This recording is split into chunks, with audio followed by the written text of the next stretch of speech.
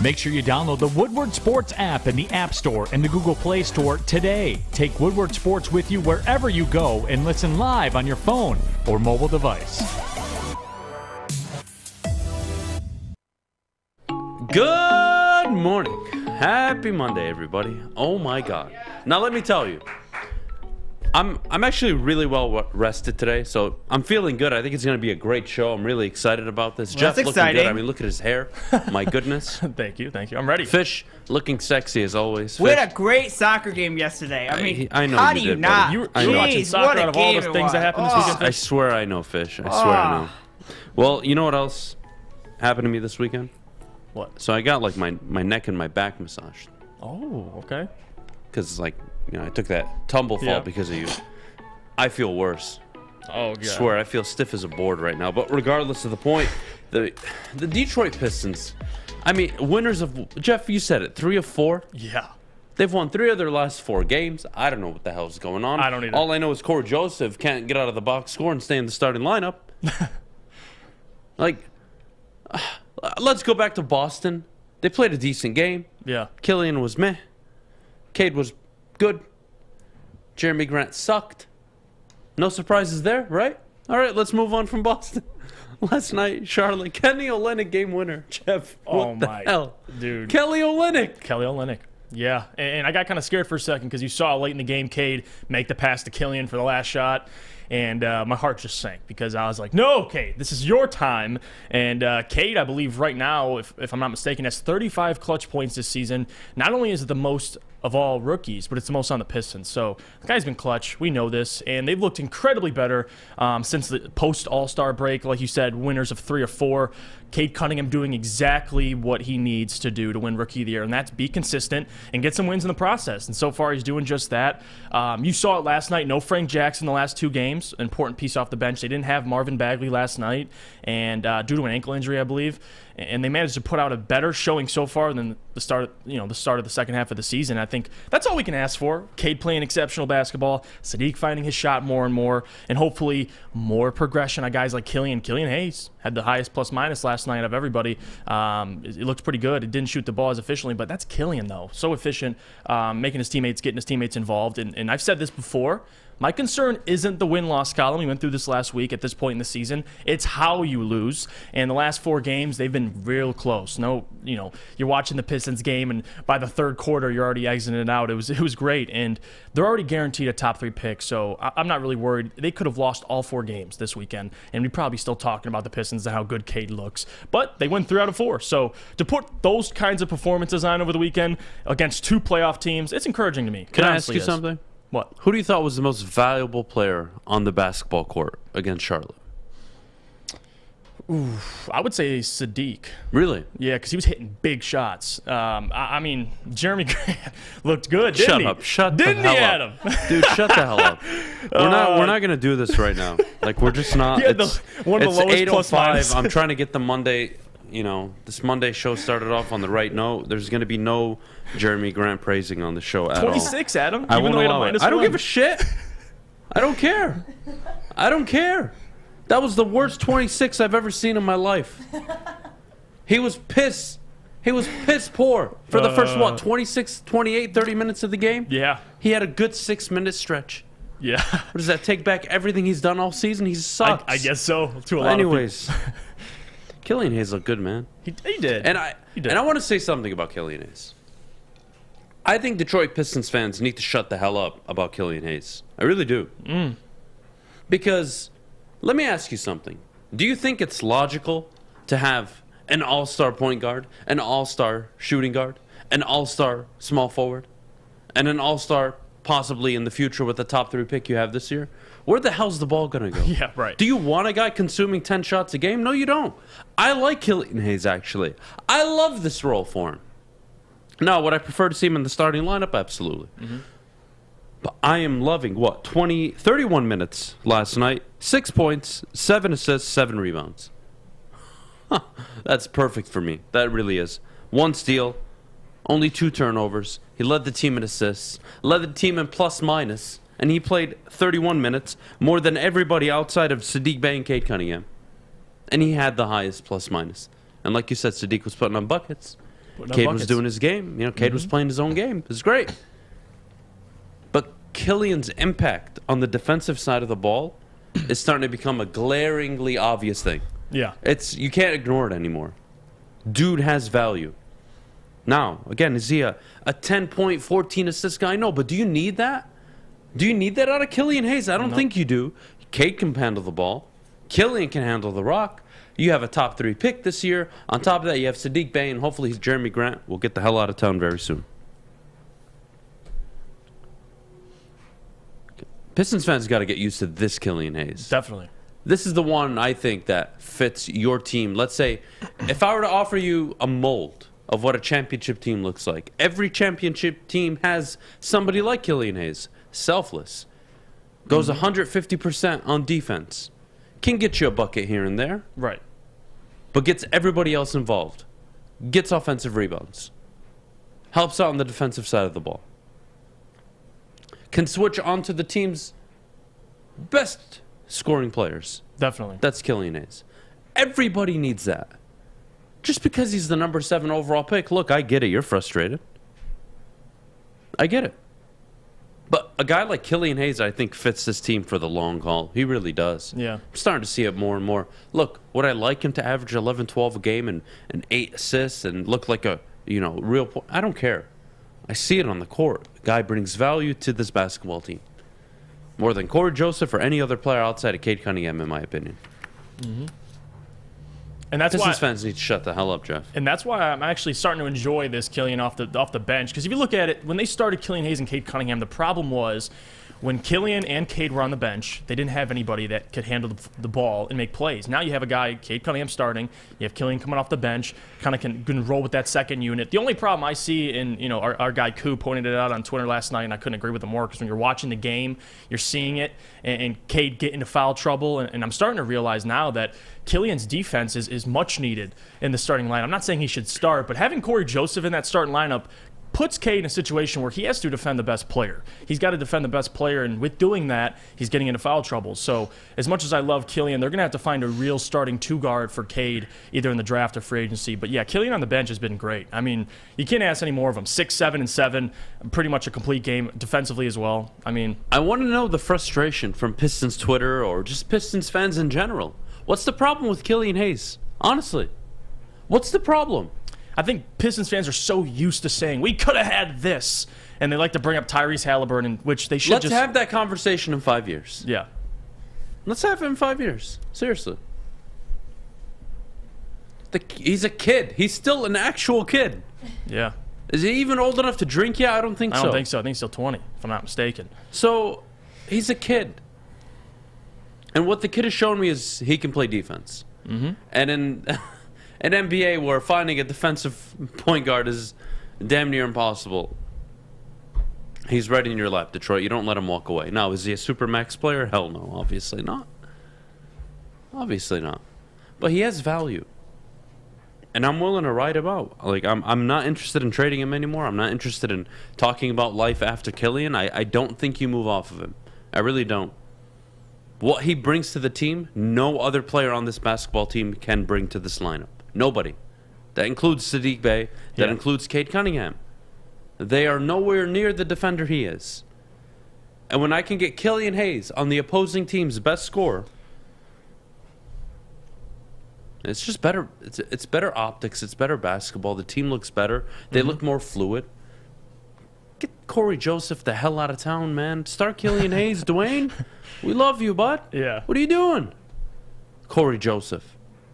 That's like me. Look, there's only one player I wouldn't trade Cory Joseph for, and that's Russell Westbrook. Outside of that, I'd trade him for anything. I'd trade him for peanuts. Yeah. No. You gotta start starting Killian Hayes. That's just the reality.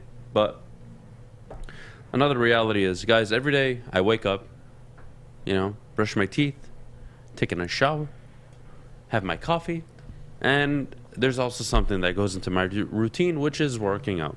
Guys, Planet Fitness is where you need to be waking up, whether you want to do it in the late evening, early afternoon, or in the morning, guys. There's a 24/7 location, basically almost in every real Metro Detroit area location. You can find it just about anywhere while Jeff is sneezing. You can start today at Planet Fitness for $0 down, $10 a month. It's one of my biggest stress relievers right now, both physically and mentally. I can't stress it enough. Planet Fitness is the home of a judgment-free zone where you can work out in a judgment-free working environment. Again, your fitness is essential this year. Please take it seriously. And as always, check them out at planetfitness.com. What's the over-under? Should I tease? Who is the lock of the night? Make sure you're watching Woodward Bets to get the latest in sports betting and more. Woodward Bets daily on Woodward Sports. Fellas, let's be honest. We like things to be easy. We like simple stuff, like sports 7 days a week. We like things uncomplicated, like Lady Jane's Haircuts for Men. Open 10 to 8, 7 days a week. Walk in anytime. Sign in, sit down, watch your favorite team play, and before you know it, your hair will be game ready. Open 10 to 8, 7 days a week. Walk in anytime. Lady Jane's Haircuts for Men. It's wicked awesome. Your Detroit alternative to the normal sports blah, blah, blah. It's Woodward Sports. I don't know about all of you guys, but I know I could definitely use a tan. Chili Peppers Tanning is definitely where you're going to want to do that at. Chili Peppers Tanning is where you'll find the cleanest salons in the D with spotless, sanitized rooms and trained and certified tanning professionals. Join the Pepper Club for all the best deals. They beat all the competitors by $5. Don't forget to pick up Australian Gold Designer Skin, Caltan, and Swedish Beauty Lotions. ChiliPeppersTanning.com they have the hottest bulbs, the hottest deals, and the darkest tans with vitamin D headquarters. They've got 26 locations and more to come. Guys, good morning. Good morning. How's You everyone sold doing? me. You sold me. Yeah. I know I need a tan. That's Like- for sure. I can't go I anywhere, can't so talk. I might I as mean, well I'm go to as white Chili as a Peppers. ghost, and the sun glaring into me right now is not helping me at all. Got to get the vitamin D somehow. Look, I can't lie. Yesterday was nice. 41 degrees outside. I drove with the windows down. I don't know if you guys do that, but even when it's cold, like once I've gone through like hibernation mode in the winter, as soon as it gets past like 35 degrees, I'll drive with the windows down, and I'll feel like a king. Like a king. Seriously, swear to God. I usually drive with the windows down after the gym. That's about it. It's too cold. Really? Yeah. No, for me it's never too cold. 40 feels like summer in Michigan. I don't know why. Just built different. Does nobody else do this? Like, am I 40 saying something? degrees. Holy cow, that's hot. Funny fish. Kill fish. One of these days I'm going to kill him, I swear. And then you guys are going to look, oh no, look what happened on the morning show. Oh, he committed murder. Oh no. Yeah. That wouldn't surprise Now me. you know I'm why. still waiting. You know what? Like our little thumbnail thing, I'm the only one not smiling in that picture, and I think it's hilarious because I'm the only person that smiles the whole time on the show. That's a fair point. But, Jeff, I have to bring up an odd scenario. I don't think it's a scenario people talk about enough because I don't think it'll happen either. I really don't see Jacksonville selecting Aiden Hutchinson number 1 overall, but I think we got to talk about it. We got to. If Aiden goes number 1, do the Lions take Hamilton or Thibodeau?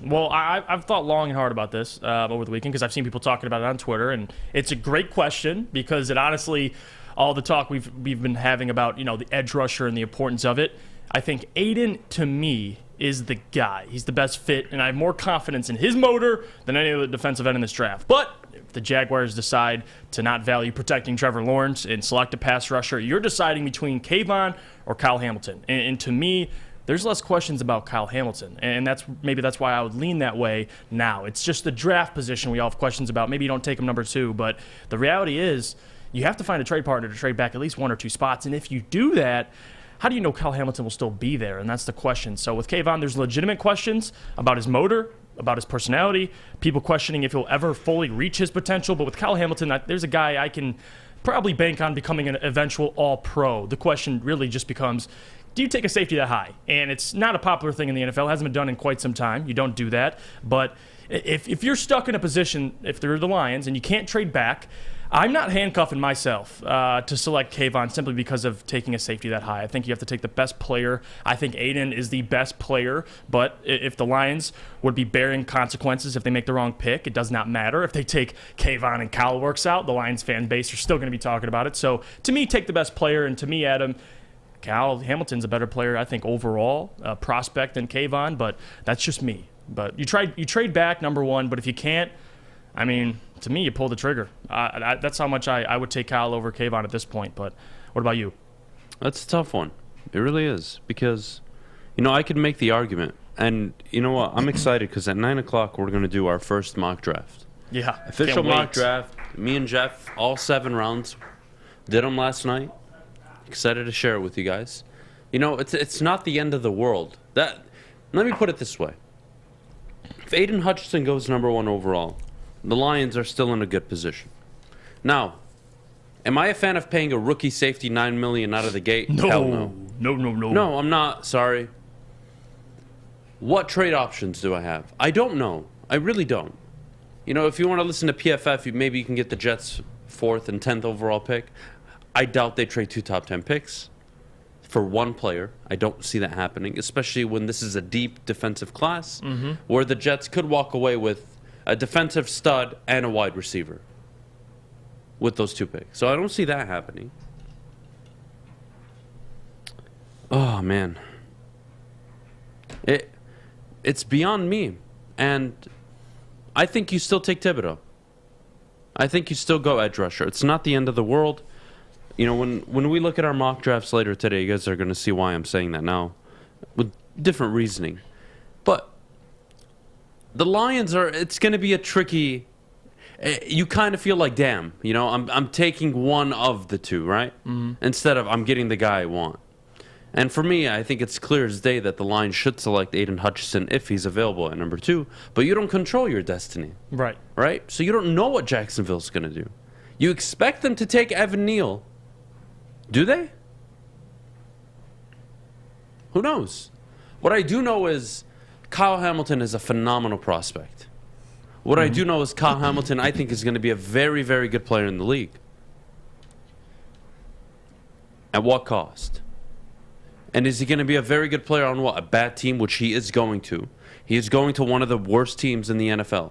He's joining with the 1 to 6 franchises that just suck right now. Well, you can make that case for Kayvon, too. Like, Jamal Adams. Yeah. Well, yes, in theory, but Jamal Adams in New York, for all the amazing football you saw him play, how'd that change the box score? Yeah, no, they ended up trading him.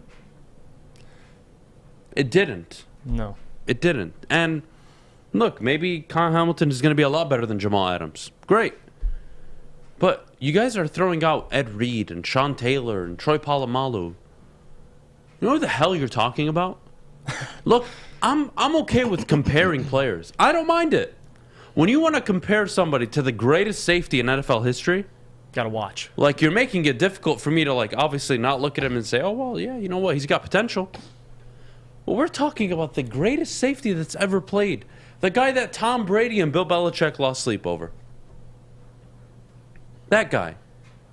The guy that tricked Peyton Manning in game, who used to run the wrong coverages to make Peyton Manning feel comfortable throwing that route. Yeah. Why? So he could intercept the ball later. That's who we're comparing Kyle Hamilton to? That's tricky, guys. That's tricky. And I think D-line is going to be the emphasis and the focus. Look, do I think Kayvon Thibodeau is going to be a good player? He reminds me a lot of Myles Garrett in terms of questions, right? I have a lot of questions about Kayvon Thibodeau. But boy, his ceiling, if he hits it, he's a 15 and a half, 16, 17 sack season guy. My problem is with Myles, your question, will he hit the ceiling? But in college, the production was there. Like in Kayvon, the production was there, but you know there's more potential. You're pretty much banking on Kayvon to just hit the ceiling, break through his ceiling. Like I'm pretty sure with Myles Garrett, I think at Texas A&M, if I'm not mistaken, he was double-digit sacks like all 3 years. So that guy was a little more, you had a little more certainty he was going to work out. But with Kayvon, I just think the questions for me, if I had to bank on Kyle Hamilton or Kayvon Thibodeau, who's going to be an all-pro or who's someone that I can bank on being a transcendent player at the position, like it's tough for me to bank on Kayvon and his mindset, his work ethic. But again, Let me put it this way for you, okay? what's up? Myles Garrett, first 3 seasons, 11 sacks, 11 and a half sacks, and then his final year, 8 and a half sacks. So he was a proven product, right? Right. Straight out dominated the college game. Kayvon Thibodeau comes in 9 sacks year 1. Mm-hmm. Year 2 doesn't play as many games. I believe he plays 7, COVID year. Yep. Only has 3 sacks. Nobody really takes that year into account really at all. And then you have the 12 sack season, or excuse me, the 7 sack season this past year. 12 tackles for loss, 2 forced fumbles, all in 10 games. So he left 3 games on the table. And I think he would have hit that double-digit mark. I don't think it's a production issue with Kayvon. It's, okay, I'm not really worried about his injury status. It's just, who do I prefer? And, you know, when you look at the league right now, I don't want to say it's a copycat league, but you look at players and you say, can you be like him? And if I asked you a simple question and answer yes or no, Aiden Hutchinson, can you be TJ Watt? Right. That's what they would compare him to. Right? And you would say, could be, yeah. Kayvon, who are you? Are you J.J. Watt? I don't think so. Myles Garrett, maybe, but you're not you're not built like Myles Garrett was. What are you? No, he could be his own player. Right. He could be a dominant speed rusher. I think he's a great prospect. But you have to take into consideration there is a safety that's going to be available at number 2, and there's going to be a corner you're going to have the whole board available to you. Detroit, boy, it would be nice to trade back, wouldn't it? But I still think Kayvon Thibodeau is the play. And Kory just said in the chat, which I think is interesting. Remember what happened last season? These are the same things they said about Micah Parsons and his work ethic and motor. And you're That's right. You're right. But I think with Kayvon, though, it's tough. Like You take Thibodeau, and you don't even think twice about it if Aiden goes 1. That's my opinion. And again, it's tough for me because the more I watch Kyle Hamilton, I've said this for weeks now, the more I fall in love with him. He's actually phenomenal. Like, he's got a chance, man. He can be very special. But how special can you be in today's NFL at that position? What are you, Tyrann Mathieu? You have a 2-year ceiling, 3-year peak, and then you go away? Budda Baker, no one talking about him now. Oh, now Jesse Bates is in the conversation, right? He got a punt interception in the Super Bowl. Wow, he really contributed. I'm just saying. Yeah. And again, Kyle Hamilton can probably be 10 times the player they all are. What does that do for my football team? It's a quarterback league. Can we all agree? How do you affect the quarterback? You get to him. I get you know what I mean? But it's not a shot at Kyle Hamilton. I actually think he's going to be a very good player. the thing I'm drawn between is the positional. You're looking at defensive end. Edge rushers are more important than safeties. I completely agree with you. My problem is the player. Like, if I'm going to draft Kayvon because he's an edge rusher and that's what I'm supposed to do, but he's giving me 8 to 10 sacks, 11 sacks a season, and then Kyle Hamilton becomes an all-pro, whatever it is, it's hard for me to look back and say, well, I took the edge rusher. I'm safe. He was the safe pick, and he's giving me 9 to 10 safeties sacks. There are 5 safeties I could grab in the 3rd round or later that I truly believe could give me the same production as Tracy Walker this past season. Yeah. Leon O'Neal Jr., Brian Cook, Yep. out of Cincinnati. Lewis signed, I think, end of the 1st round. But let me focus on the 3rd round, guys.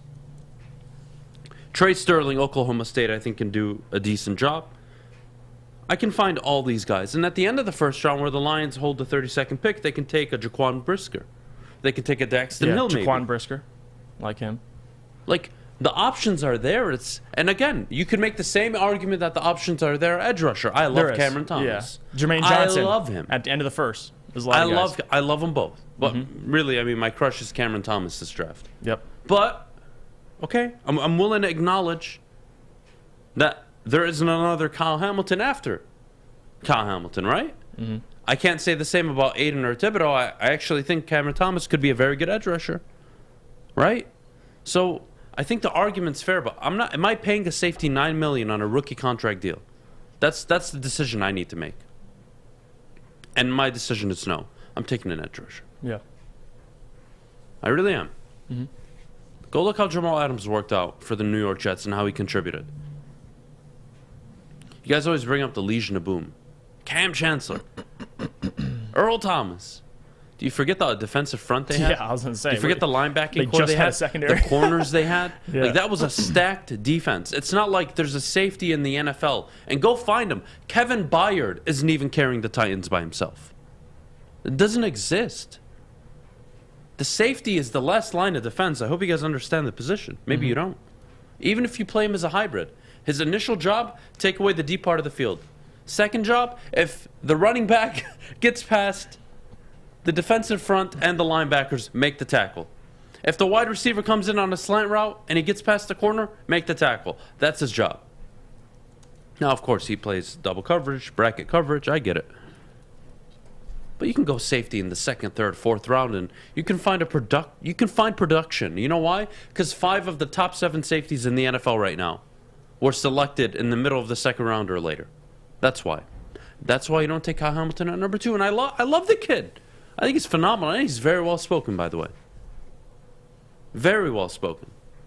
Quiet kid, but still soft spoken. Really nice. Speaks very, very intellectually. No problem with the kid. Just not what the Lions need. And I'm looking at what do the Lions need to become a better football team. They need a pass rush. The last 4 years, they finished 29, 30, 23rd, and I believe 30th again. You need to get to the quarterback.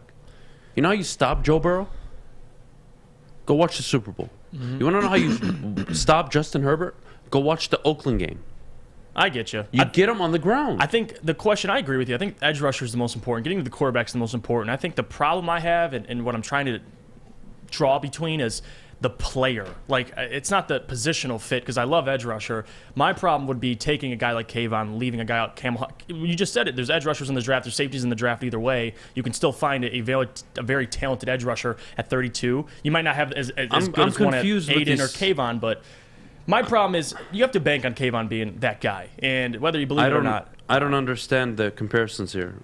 Minka Fitzpatrick and Derwin are respectable comparisons. Adams was never great. Adams was an all-pro. He finished all-pro second twice in a 3-year stretch and all-pro once in 3 straight Pro Bowls. Never great? I don't understand. Like, our definition of great changes all the time. Look, I don't think he's all that either. But what, Minka Fitzpatrick? He was the core of the Pittsburgh Steelers? Who was it? Oh, it was the Defensive Player of the Year. TJ Watt, edge rusher. Only 5 safeties in NFL history have won the Defensive Player of the Year award. Ed Reed, Troy Polamalu. Then dating back, honestly, off the top of my head, I can't remember, but I know the number is 5. 5. Like, it's the edge rushers, guys. It's the guys that get to the quarterback that get paid the big bucks. The same way the left tackles get paid the big bucks to protect the blind side of the quarterback. That's why they get paid.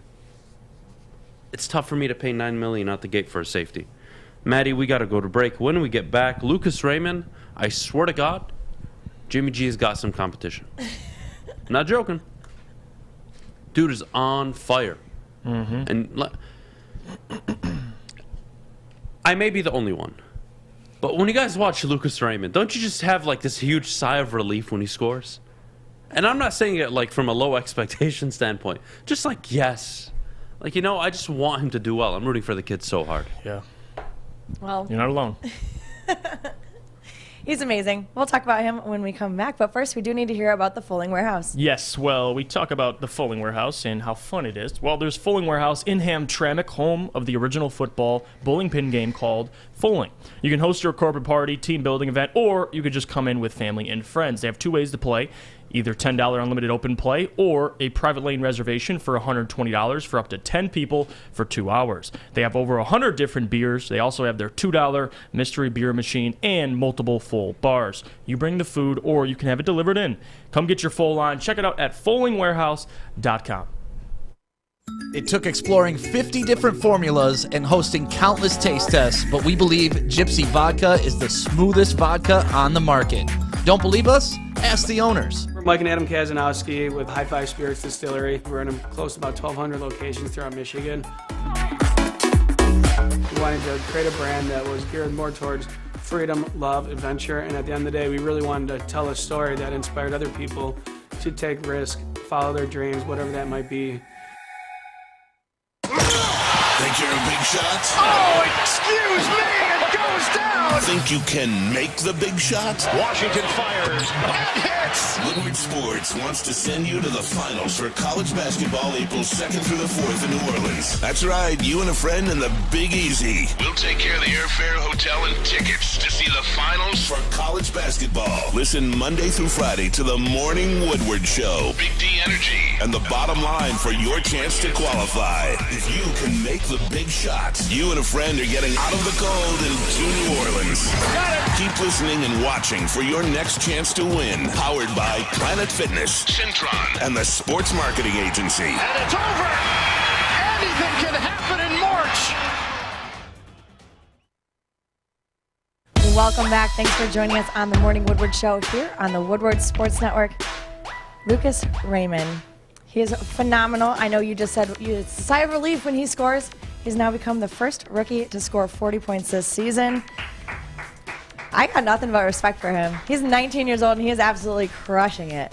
Him and Sider. I mean, they're 3 and 4 on the team in total points. So, and if you're watching As that rookies. game, yeah, if you're watching the game over the weekend, that the Toronto Maple Leafs game, oh my goodness. Can we talk about that real quick? Rookies were a big part of I that want to talk about Lucas Raymond, but what the hell was that? Detroit Red Wings, please, thank you. Anybody that be honest? Was nice. Who turned it off when you were down 7-2? In the comments, please call. I'm calling you out. I left it on because I was just sitting there with my buddies. We were watching, and oh my God, I've never seen a team score 5 goals in the third period and never take the lead. Think about that. Think about that. 5 goals in the third period, never took the lead. I mean, it was a game, and it was a treat. If you were there in person, you got to see it. I don't know if Tammy was there, but they were all treated to a great game. But yeah, Lucas Raymond, he had 2 goals in that game, upped his point total. First rookie to hit 40 points this season. So that Calder Trophy, I mean, you got Lucas Raymond back into the race. Obviously, Mo Sider, another 2-assist game over the weekend. So those 2 guys, man, I mean, we're treated. We really are. Talk about the Pistons. Red Wings have been consistent all year with these guys, and you can't complain. If you're a Red Wings fan, you can't. I mean, me personally, I was having like a drinking fest over the weekend. Yeah. So the game was on. I wasn't paying attention to it. I saw Mitch Marner score again and again and again. Then Austin Matthews. I was like, what the hell is going on? I went and used the bathroom. I came back, and it was suddenly 6-3. Made no sense. And it kept going and going, and they kept coming back and crawling back. It got up, I believe, it got up to 9-7 or 8-7 at one point. It got up to 8-7.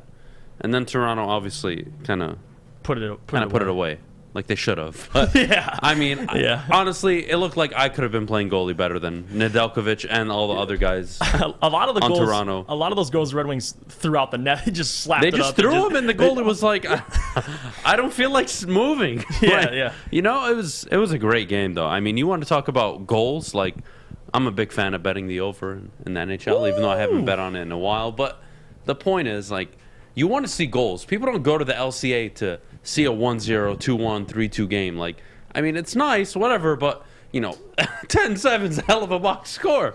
It's a hell of a box score. Yeah. They couldn't stop scoring. It was a great game. But Lucas Raymond, man, let me tell you, the guy's growing. He really is. He's really growing. He's the smallest guy on the ice most nights. Yeah. And he's finding his way around, and he scored some tough-as-nail goals, man. He scored some tough goals. I mean, you're talking in the center of the zone, where basically defensemen can beat you up. And he was sitting there putting rebounds away. That was the first goal, against the Toronto Maple Leafs. My God. That's a goal scorer. A guy that puts himself in positions to score. Not just, on the breakaway, the 2-on-1s, the wristers, the power plays. No. Sometimes you need to get a dirty goal or two. Darren McCarty knows all about getting dirty goals, and Thomas Holmstrom. Mm-hmm. But every goal scorer needs these kind of games, and I thought Lucas Raymond was really phenomenal, man. He played so tough, and he's been playing tough all year, even if he's been oversized by other defenders. I mean, he's looked the part all season of what a 30, 35-plus goal scorer looks like in the NHL. And he's in his rookie year. Freshman year. By year 3, the guy's going to be putting 30, 35 goals easily. And we're going to be like, holy crap, how did 3 teams pass on Lucas Raymond? Mm-hmm. Hell, I bet they regret it already. Especially New York. Remember Detroit at the time? We're all freaking out. Lafreniere, we could have had the number 1 overall pick. How do we throw it away? That's the nice thing about having a GM, honestly. Trust in him, yeah. Like, we can apply that same logic to the Detroit Lions. I think you all believe in Brad Holmes. Is that fair of me to say? Mm-hmm. I think you all really do believe in him. It's fair. You're going to be fine, Detroit, whoever goes number 1. And if they take Kyle Hamilton at number 2, even if I don't like it, or I don't think it's financially the right decision, I know they're going to probably trade up and take a Cameron Thomas or the kid out of Florida State. Like, I'm really not worried. I'm actually going into this pretty chill. Obviously, I was drinking a lot this weekend. That may be one of the reasons why. But I've been just learning to enjoy myself a little bit, especially with the off season. Football season for a sports talk show. I mean, it's pretty tough. It's busy as hell. A million things to talk about, a million different situations. And with the off season, you could just take a step back and chill. And that's what I feel like I'm doing when I'm watching the Detroit Red Wings. I don't even get upset that they're losing because I know in 2 to 3 years this is going to be one of the best hockey teams in the NHL. And I'm going to continue to go to the LCA until they are that team. Yeah. And who knows what happens after that? Stanley Cup runs, who knows? All I do know is the guy leading the charge is the right guy. And he's going to make the right decisions. We got a kid who's 6'5" lighting up the minors right now. He's a freaking unit. Yeah, he He is. should be playing defenseman. He's got 19 goals. What the hell is going on? What do we have in our youth system? The Red Wings are going to be just fine. Oh, Yeah. God. Sebastian Cossa comes up in probably 2-3 years. There's their goaltender of the future. It's just getting better and better. Like, And Tammy makes I a feel great like point. a kid. I really do. Tammy makes a great point about Raymond, and we brought this up before, but Raymond got lucky, especially with Vrana being injured at the beginning of the season. Otherwise, he would have started in Grand Rapids. So opportunities arise, and he came out. I don't see that. Who? What, no, I don't know, Tammy. Really? Even if it wasn't playing in Grand Rapids, he still would have got significantly less. Oh, he just wouldn't time. have been on the first Yeah, line, the first but he's line. still a second line left or right Yes. winger. Depends where you helps. want to put him and who you want to fit him with. Now, I think he benefits a lot from playing with Dylan Larkin, and I think that's really smart and very important for his development because you don't want him on the second or third line and he's at 23 points right now and he's losing a little confidence and he's not sure if he can play in the NHL. No, put him on the best line. I love it. I think they're doing it right. I really do think so. He's not going to be. He's not being honest. He would be pissed if the Lions take on Hamilton. I mean, I would be pretty. Yeah, I'd be pretty pissed. To be honest. Yeah, you called my bluff. I would be because again, economically, it doesn't make sense. But I think you have to call a spade a spade. There's a lot of edge rushers in this draft that you can get in the first round.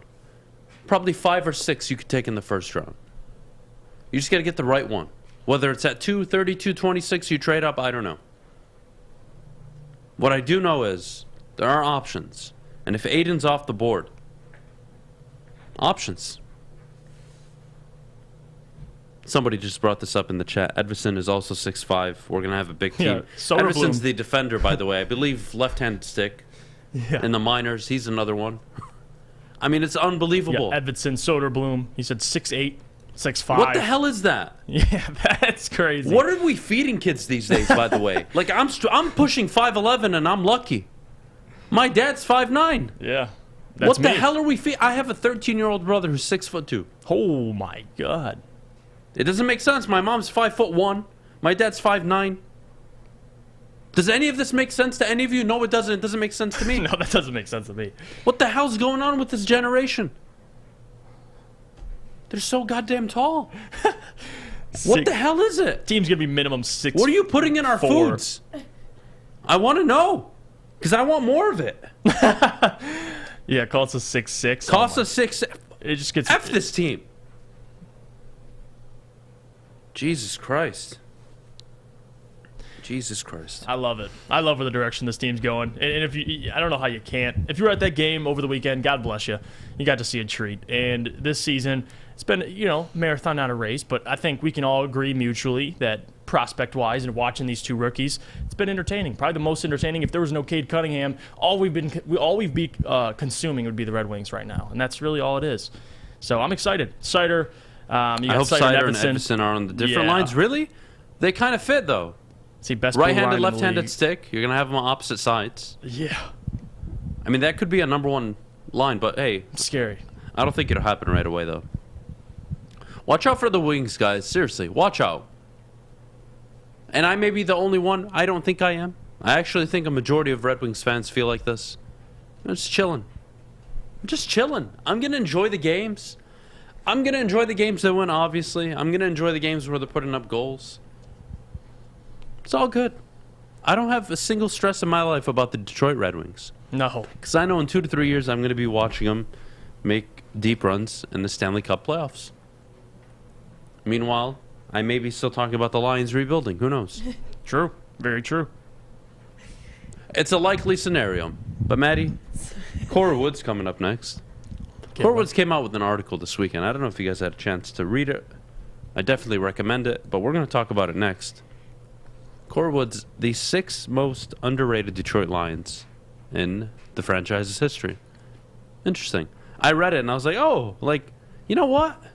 I have like a few guys that weren't on there that like I just appreciated. Maybe they're not underrated. I don't know. Depends how you take it, but we'll get to Kory after the break. Before we go, we do have to hear about the sports marketing agency. Yes, well, I'm here to tell you about our friends at the Sports Marketing Agency, and number one, SMA, has been leveraging pro athletes and other notables for over a decade against the issues around mental health and substance use disorder. And now, with the help of NFL alumni, Sean Jordan has been able to save lives and take a stand against these issues, and that's why soon coming to Woodward Sports, the Sports Marketing Agency podcast called This is the F Word series on fentanyl. If you're struggling with substance abuse or mental health, they're here to help. Please go to thesportsma.com and tell them your friends at Woodward Sports sent you. 6 dark corners, a driveway and a patio, 5 windows that could become doors. Every house has unique security challenges. Guardian Alarm has more tech, more team, and more ways to help keep them all safe. Get a professionally designed and installed security and smart home system from Guardian Alarm. Sign up today and get a free video device. Guardian Alarm. Smart, right from the start. Call 1-800-STAY-OUT. Get a shot up. This is for the win.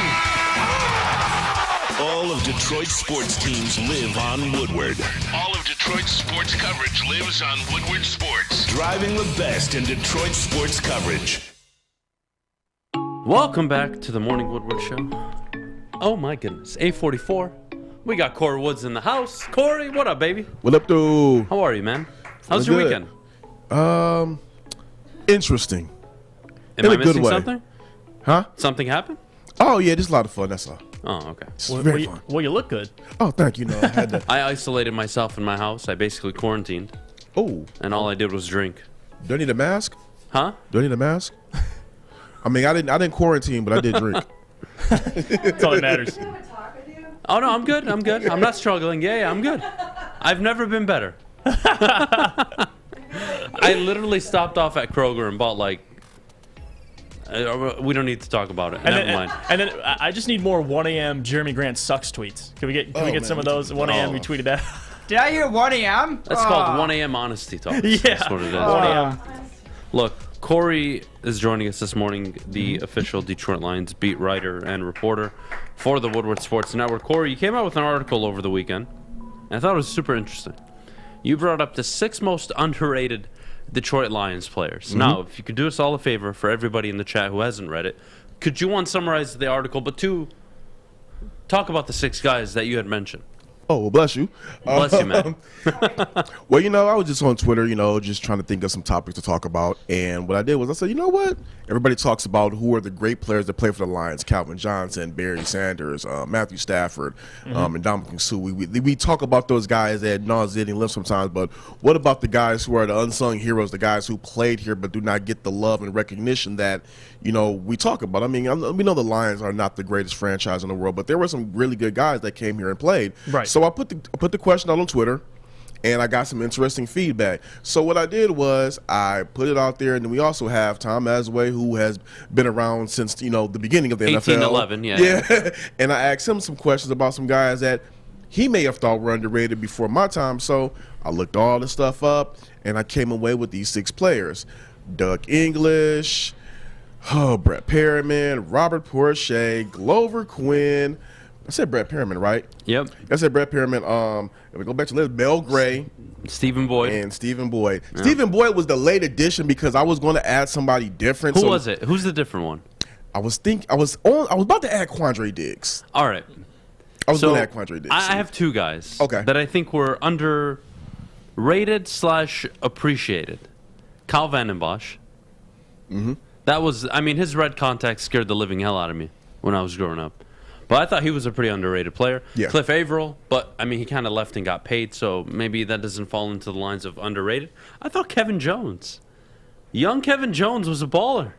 Not only it lasted 20 games, but damn it, it was a good 20 games. It was a lightning bolt the first time, we had him, and that it was one of those things where it's like it went too fast. Yeah. We didn't have enough time to enjoy it. We're like, we got this guy. Oh, you know what? He can't be the second coming of Barry Sanders, but he can carve out his own career. We got a new runner. By the time you said he was the first 100-yard rusher since Barry Sanders, his career was over. Yeah, it was over. Unfortunately. Does Darius Slay qualify for this list? Yes or no? You could put him on there, but I think people do appreciate Slay's times here, so I wouldn't really call him Appreciated, but is he underrated in Detroit? I don't know if I would call him underrated. I'm not sure. It's a tough one because that's one of the first people I thought of. He's teetering. You had Quandre Diggs, who you mentioned, and him, Slay, and Vandenbosch were my three that came up in my head right away. And another guy, Johnny Morton, maybe. Johnny Morton was a guy that a lot of fans put out there. I could see that too, but you know what? I almost was going to put Johnny Morton on there, but when I looked at Johnny Morton and I looked at Brett Perriman, I'm like, holy crap. Brett Perriman's 1995 season did not get talked about enough. And as I looked at some of this, I'm like, hold on, let me break this down a little bit more. Let me go a little bit deeper. Mm-hmm. The only reason Brett Perriman was not a Pro Bowler in 1995 is because of Jerry Rice and Michael Irvin. Other than that, he would have been right up there with Herman Moore as a Pro Bowler. I mean, he had over 100 receptions, over 1,400 yards receiving, 9 touchdowns. I believe he had like 8 games with over 100 yards receiving. The Lions were undefeated when he caught over 115 yards in a game. I mean, the dude was at 30, man. At 30. His best game of his career was that season too, against the Minnesota Vikings. I believe it was I can't remember how much they won, but it'd be like 44-38. But he had like 12 receptions for $153. I mean, the guy was an absolute problem. I mean, for me, he was up there. Mel Gray.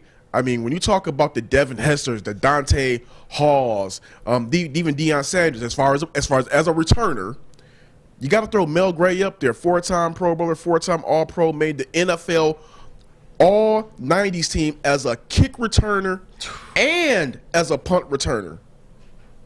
I mean, that's another guy. Now, the one guy I have to go back and still read about, I didn't know that much about him because he's well before my time, and that was Doug English. And I wonder, that was one from Mass. He told me to go look him up, and I looked him up, and let me just go back and read what I said about Doug English verbatim. So, Doug English played his entire NFL career with the Detroit Lions, 1975 to 85. He's in the College Football Hall of Fame from his time at Texas, and he was a big part of that Silver Rush defense in the 70s and the 80s. He earned All-Pro honors in 1982 and 4 Pro Bowl selections between 1978 and 1983. Had 13 sacks in one season. I think that's right when they started really recording sacks back then. That's crazy.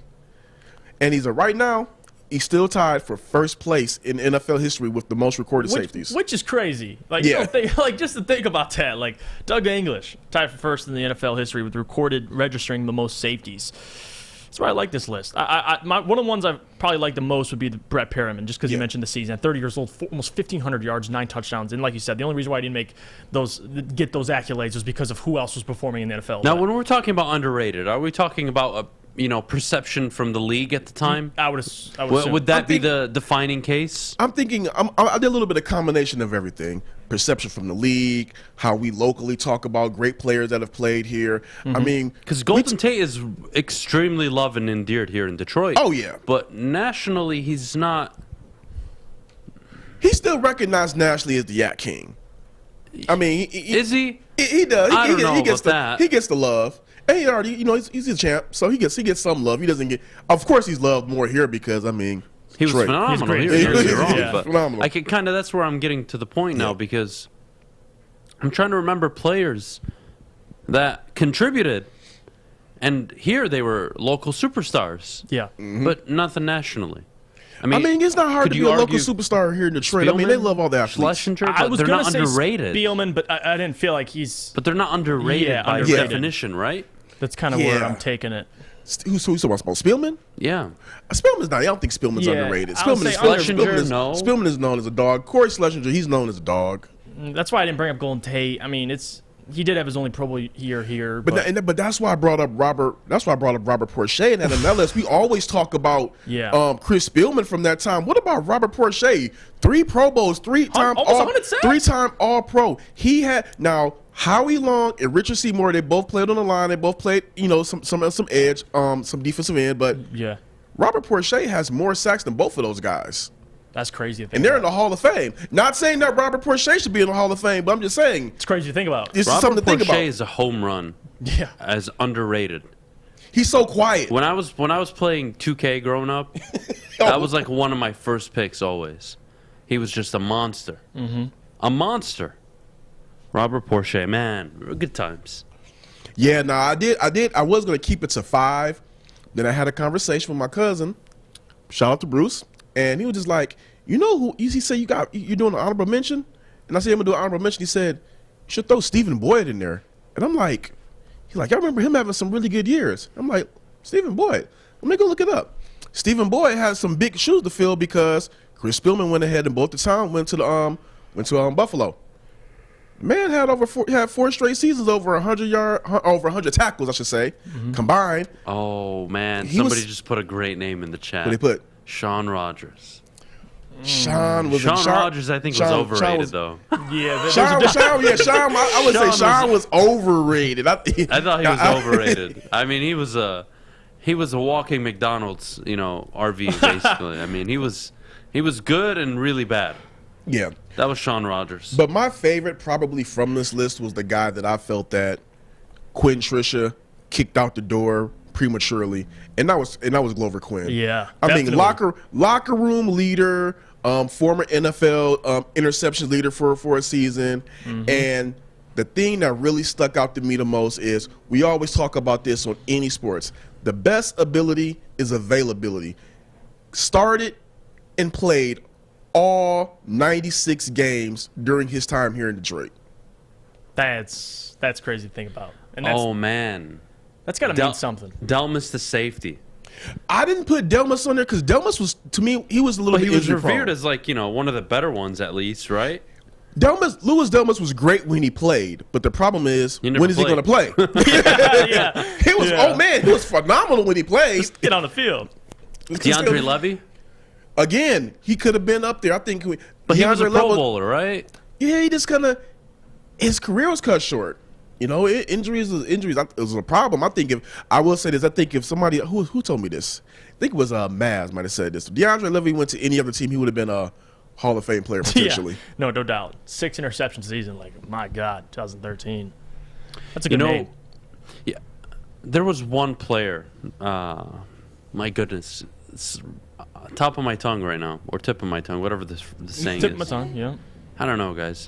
Excuse my English. Even though it's my first language.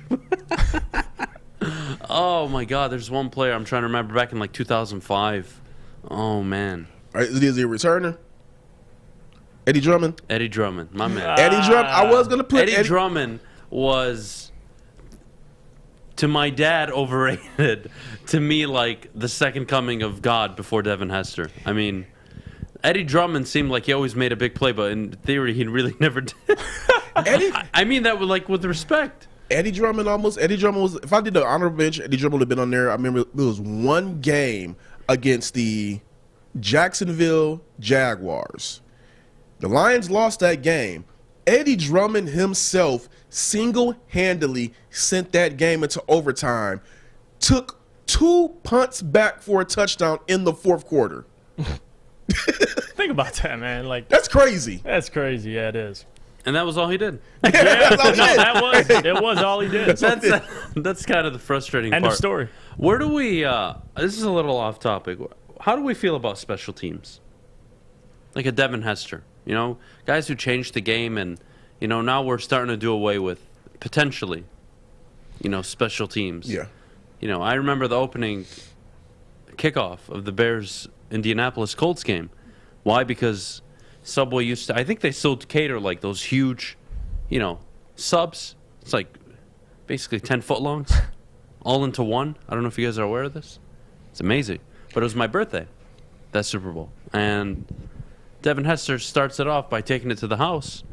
And look, I'm not saying there's a Devin Hester every year where, he's making that kind of impact, but we're moving away from special teams more and more. Obviously, there's a lot of injuries that happen on special teams. What's the future of the position, and how will we remember it? Because Devin Hester's getting into the Hall of Fame, but oh God, what was his name for Kansas City? I mentioned Dante Hall. Dante Hall. The X Factor. Is Dante Hall ever going to get in, or? I'm not sure about Dante Hall. They made a whole damn game about him, basically. Yeah. 2K5. No, Madden 05 was basically about Dante Hall. Every highlight reel you'd see in like those mid-commercial breaks was about Dante Hall running sideline to sideline, taking it to the house. He was nice. The human joystick. But I mean, when you talk about special teams, I think that I really don't want to see that aspect of the game go away. I think it's really important. Yeah. I mean, and also, too, if they do away with it, you do devalue a guy like Devin Hester, where if there's anybody who should go in the Hall of Fame as just specifically a special teams player, it's that guy. I mean, he was you couldn't kick to him. No. You really couldn't kick to him. I mean, who was that?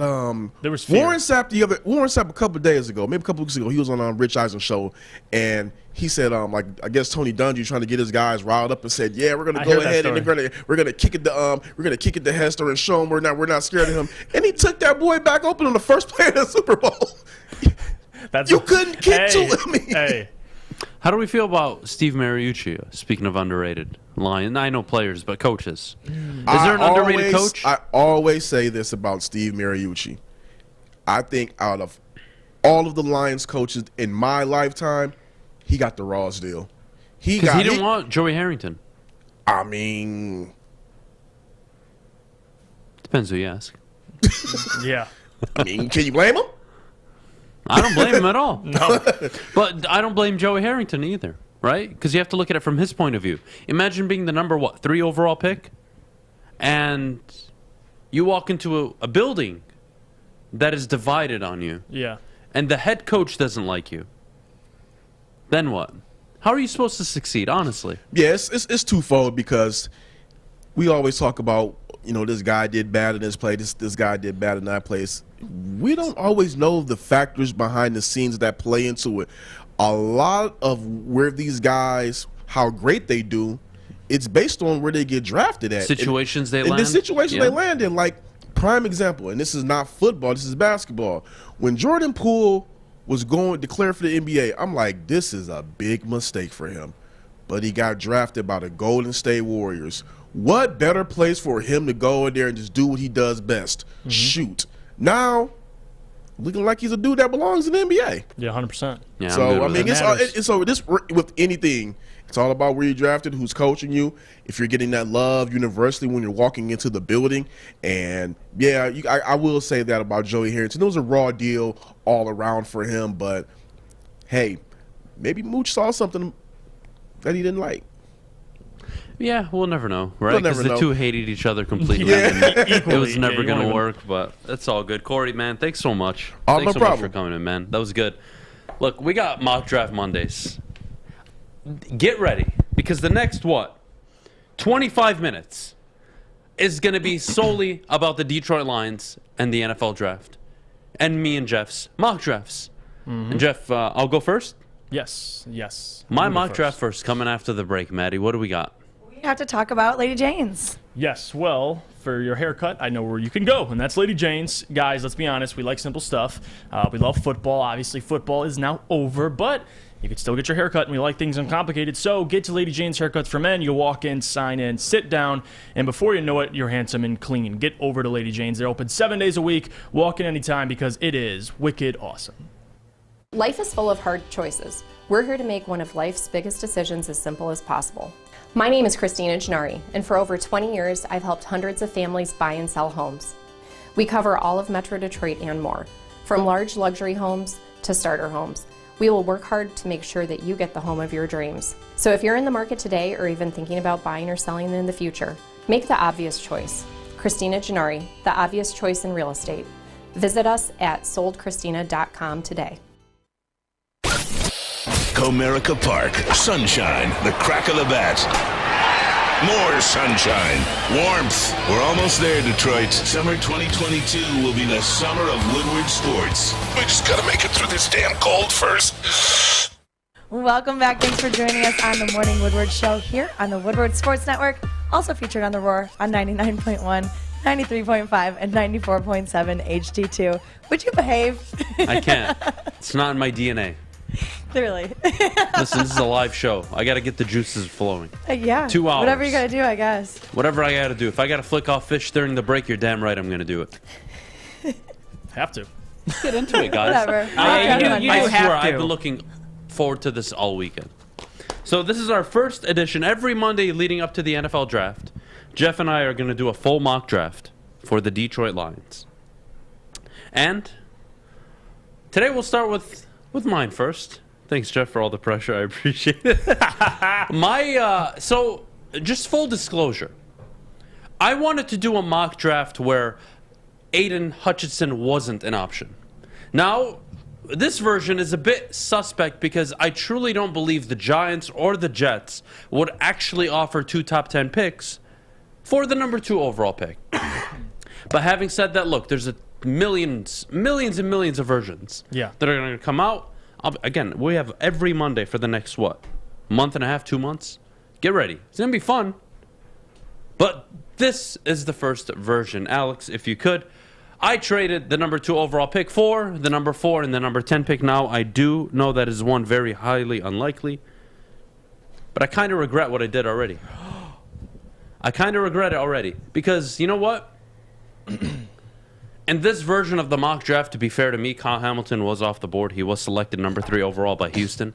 So just full context for everybody. So when 8-1, who went to the dude out of Purdue, the defensive end, went number 2. Kalafdis? Kyle Hamilton went number 3. And then I was left with Neal, Leal, and Thibodeau, basically. No Hamilton, or I would have selected Hamilton. But I went number 4 overall pick. After the trade back, I took Kayvon Thibodeau. All right? After I took Kayvon Thibodeau, boy, you know who I'm in love with, man. It's a dude out of Utah. I didn't give a crap who the hell was available. I was taking Devin Lloyd no matter what at number 10. And Garrett Wilson was actually available at number 10, by the way, in this version. I like Devin Lloyd. But I'm taking Devin Lloyd. Devin Lloyd. I just solved linebacker and potentially edge rusher for the next 8 to 10 years. I'm pretty happy about this. Now, this is where things get really tricky, by the way. You have to understand. You have to understand. This is a mock draft machine, right? I don't have control over the board. I really don't. Like, there were some versions where Nakobe Dean fell to 34. Like, I can't do anything about that. But this is a different version.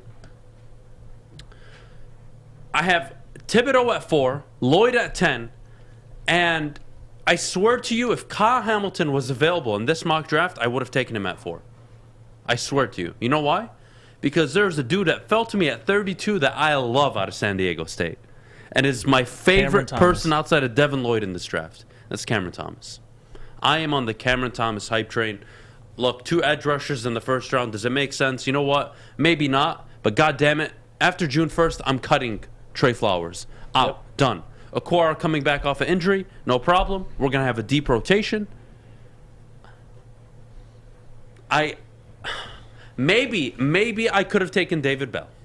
Maybe that is the one thing you could have brought up. Adam, you could have taken David Bell. I'm not passing on Cameron. I'm not passing on Cameron Thomas at number 32, man. Yeah. That was a tough one for me. And then, of course, with that trade, I had to give up the number 34 overall pick, by the way, to New York, which takes me to number 59. All right, number 59 on this list, Jeff, John Mechie III. Look, if he's going to fall, I'm taking him in the middle, basically the middle of the second round, towards the late of the round. But this is where like the Kyle Hamilton conversation kind of kicks in, guys. Now we're entering the third round. Pick number 97. I can get a safety out of Maryland that I think will contribute in the NFL. Now, is he Kyle Hamilton? No, he's not. He's not as good as Kyle Hamilton. I will fully acknowledge that. But 5 of the top 7 players were 5 of the top 7 safeties in the NFL currently were selected past the first round, with a majority of those 5 going in the 3rd or later. And may I remind you, Tracy Walker was what, a 4th round pick, I believe? Look, I think we're all on the same page. We would like to trade back this year because it's not the quarterback draft. But damn it, I don't see 4 and 10 really being an option. I don't see New York actually giving up both picks. I really don't. No. Now, again, they offered the trade. I'm not going to say no to it. But is it actually going to happen? No. And that's why I'm excited for Jeff's, because Jeff actually didn't trade at all. No. Which I thought was interesting. But we'll continue. We take Nick Cross at safety. And then we both agree actually on the same pick at 177. I loved it. When I saw this, I was like, I swear I got so happy when he was available at 177. Yeah. I took Sky Moore. And I'm feeling really good. I've gotten 2 receivers. I've gotten 2 edge rushers. I've addressed safety. And I've addressed my linebacker position. Guys, what the hell else do the Lions need? To be honest, you don't need a corner. Even though we go corner later on in the draft. yeah, you take him one. I took a tight end. I took James Mitchell out of Virginia Tech. Look, Hawkinson was hurt. He has an injury problem. Mm-hmm. Is this kid going to come in and beat TJ Hawkinson? No, he's not. But damn it, you need depth. And that's what killed me. And I do want to revisit. I want to know what you think of 3 things, Jeff. Number 1, the trade to go to 4 and 10. I like it. Value-wise, honestly, it is unlikely. But if you can get 2 guys like that in the top 11, I mean, that's absolutely ridiculous. And I want to clarify this one more time. Mm-hmm. If Kyle Hamilton is available at number 4 in this mock draft, I swear to you I take Kyle Hamilton. That's coming from the guy that does not want to take him at number 2. But at number 4, and I have the number 10 pick, like, I got to think of positional needs, guys, right? We need a linebacker. You need an edge rush. And then you need a safety. And if I were to rank them in terms of value, it would go in that exact order. Edge rusher, linebacker, then safety. That would be... Hell, I would put wide receiver as a more important need right now than safety. Because you can still sign Tracy Walker for not bad of a price and get good production out of him. That's why this draft makes so much sense, at least for me, Jeff. I like it. Again, Kyle Hamilton at 4, I'm making a tough decision. It's really tough for me because I have him and Thibodeau on the board. That's no fun. I hate it. And then again, at the end of the first round, why is Cameron Thomas falling into my lap? Why? Why do the football gods have to do this to me? I didn't want this. I wanted to take a wide receiver like a normal person would. And to be honest with you, I tried actually trading the pick, by the way, full disclosure. I did not want to select 3 players in the first round. It's a lot of money. But I couldn't trade it back. I tried going back 1 spot literally to go to Jacksonville on day 2, go to pick 33. They weren't having it, so I told them to go F themselves. And then I selected Cameron Thomas, and the rest is history. But let's get back on track. After Sky Moore, by the way, I know you love him too. We take James Mitchell, a tight end to back up. Which I thought about taking as well. You need tight ends. You need a tight end. You're right. You need late depth. in the rounds, you need depth unless you're going to go sign one in free agency, Either which way. there aren't anything special in there. But anyways, after that, I take a corner. Back-to-back Virginia Tech picks. We take Jermaine Waller. And then, of course, we finish the draft with, surprise, surprise, the safety out of Cincinnati who fell to pick 232. Mm-hmm. I get to take him. That's value. That's value to me. Where am I getting the most value? And I feel really good about that board. I really want to know what you guys think of it in the chat. I feel really good about this draft board. I really do. I really... what I'm trying to... The message I'm going to try to get across, especially for the next 5, 6, 7, 8 weeks, is where can I get value when I'm picking? What is value to me? We talked about Tracy Walker. He's a valuable player, isn't he? Mm-hmm. Because of where when did you select him? 3rd round. I think late in the 3rd round. Very late in the 3rd round. Yeah. It's like pick 98, I believe. Mm-hmm. So he's actually a 4th round pick. If I'm not sure. Regardless of the point. Either way, it's value. You can find value, and I think to a lot of people's points, and guys, I try to be as honest as I can here. If you have the number 4 and 10 pick, Kyle Hamilton's available, you're probably taking him. Because you know you can get the linebacker at 10, and you know you can get Cameron Thomas or one of the other edge rushers at 32. So, like, I get your arguments. I get the point of it. You know what I noticed? One thing What? about this mock draft? What? No quarterback. Of course, no quarterback. Love it. Suck my. I you know love it. what?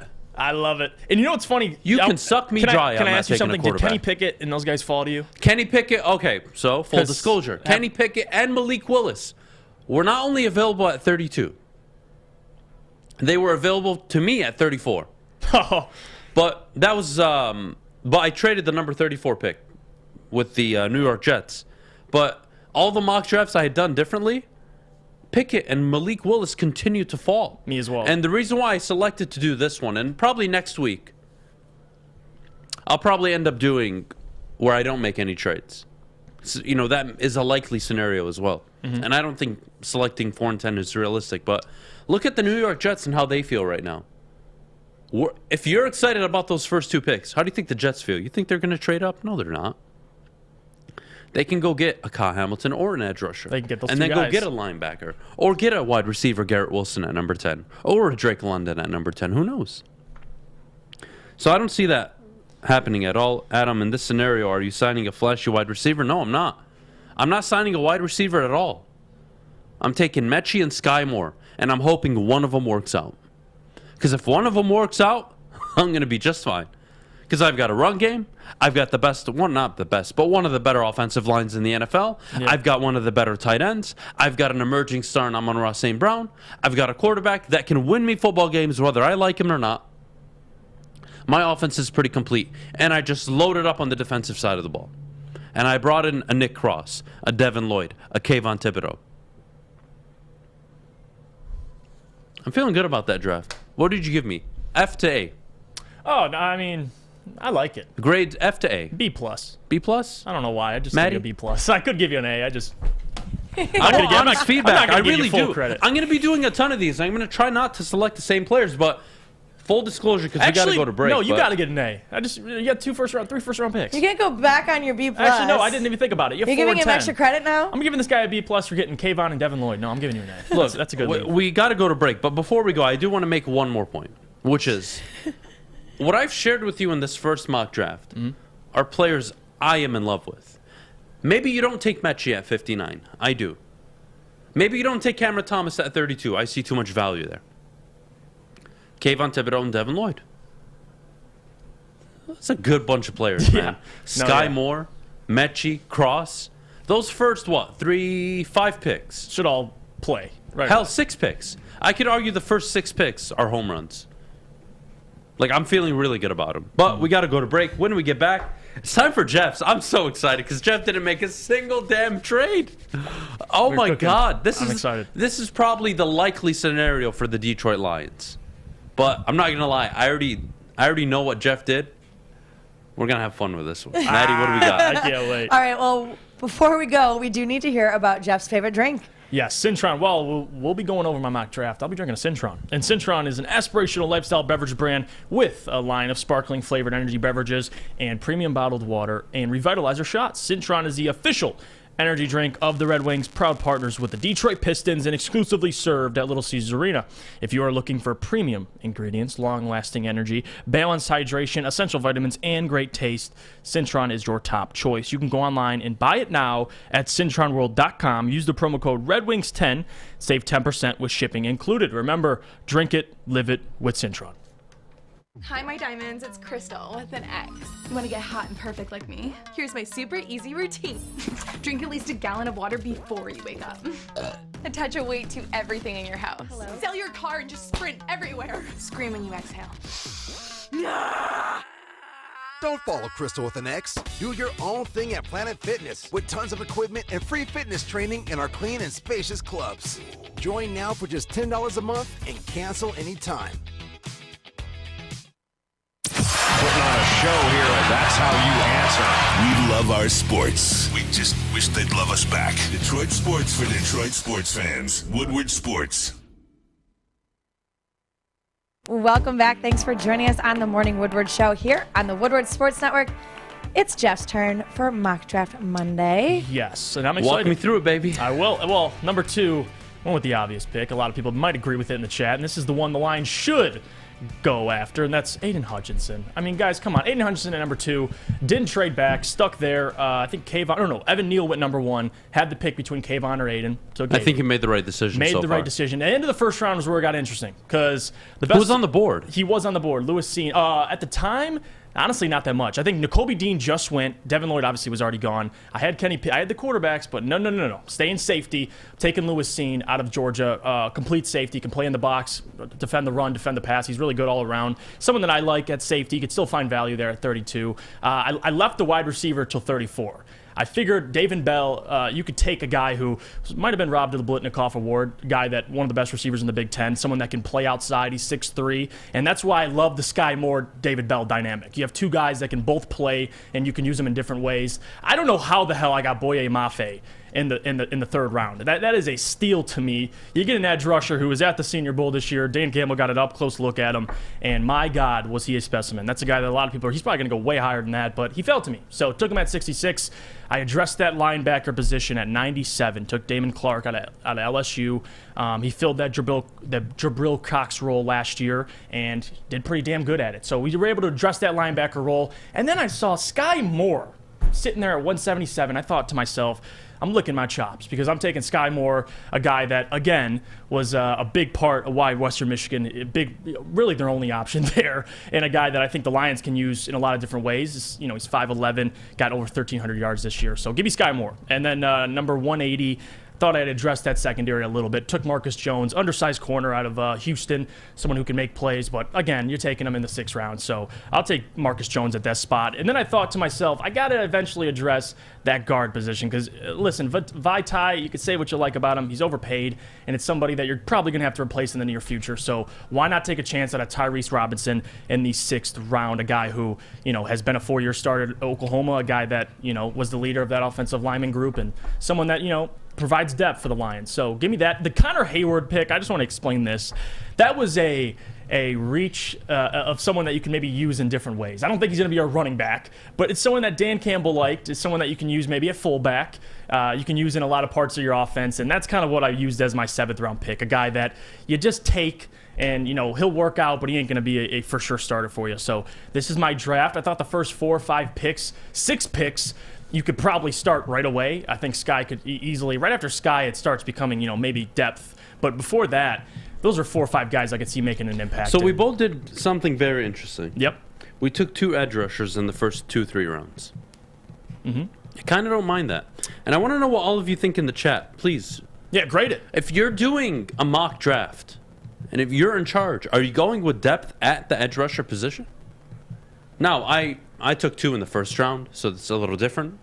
But Jeff basically took him, in the 3rd round? Yeah. Beginning of the 3rd round. It's a steal. It's not bad. No. That's value. Value.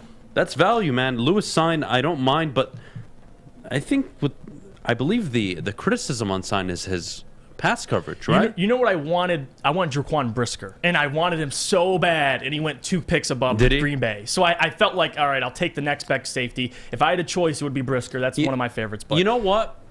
With these mock drafts, look, they're very unpredictable, right? Yeah. You're not sure who's gonna fall. Sometimes you make a pick at 2, and there's a guy that can go in the top 12, sitting there at 32 for you. I mean, some of these things are just ridiculous, but if I'm giving you a grade, Jeff, I'm giving you an A-, B plus, A-. Yeah. The Damon Clark.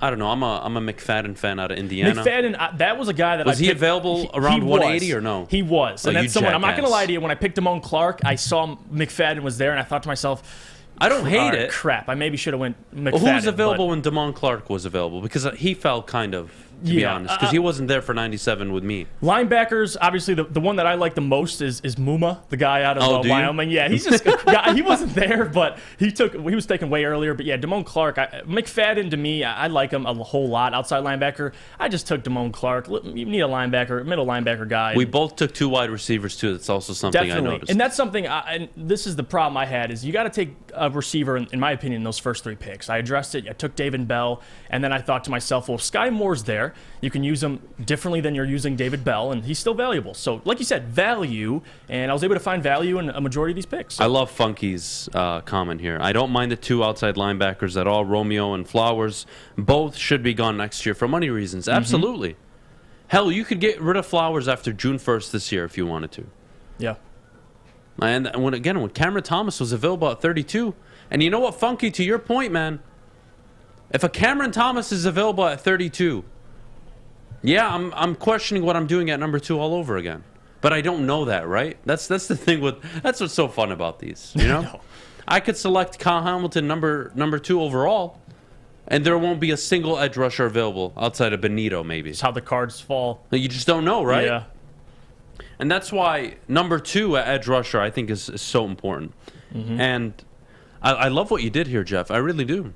It's actually really good. We both took 2 wide receivers. We both took 2 edge rushers. I love the depth there. And we didn't even talk before. So this shows that Not bad. We're on the same page. Yeah, Different players, but on the same page. Similar page. I promise next Monday, I will do a draft where I'm not trading.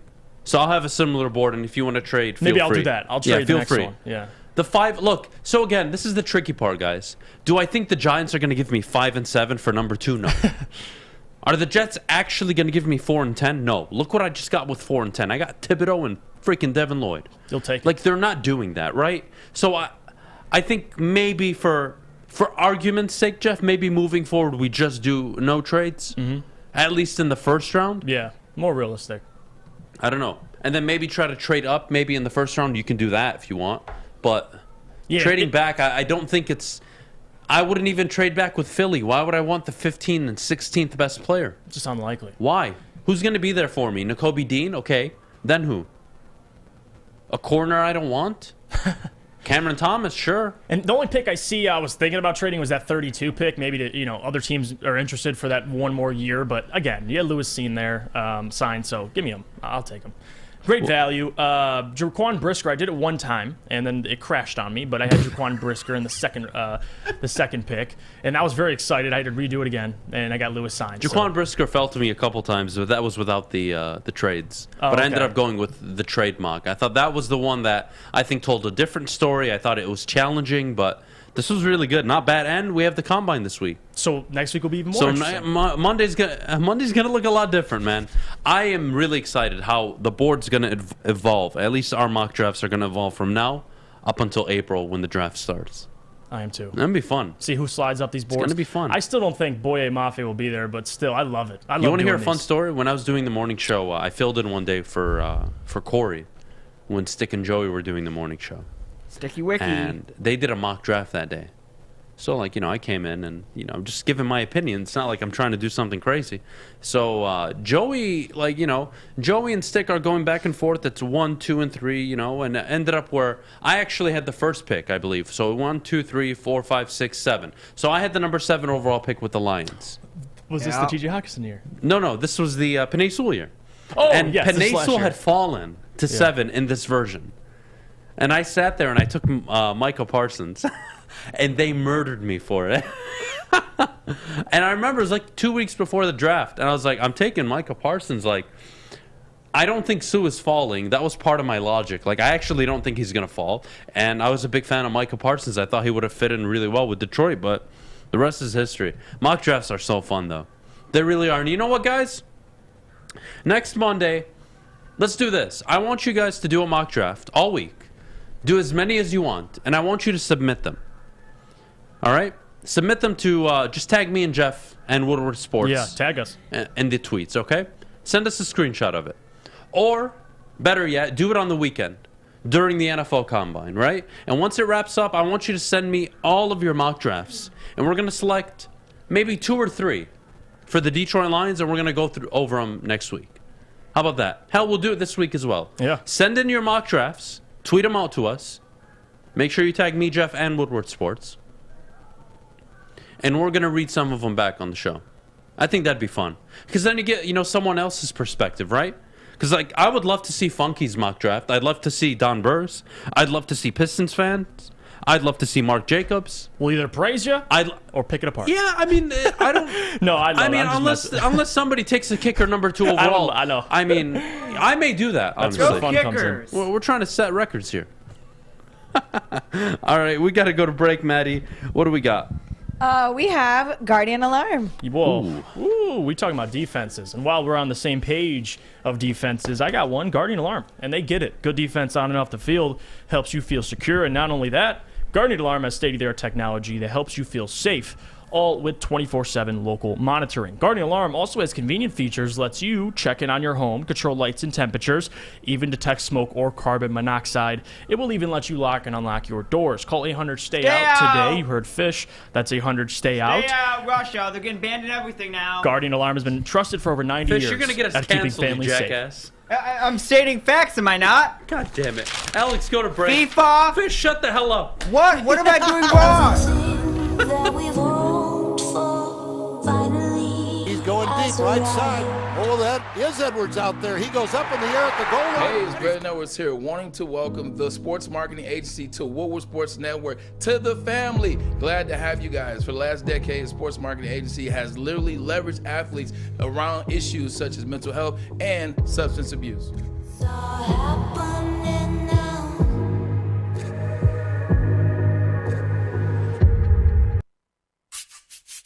You don't have to go to the beach, man.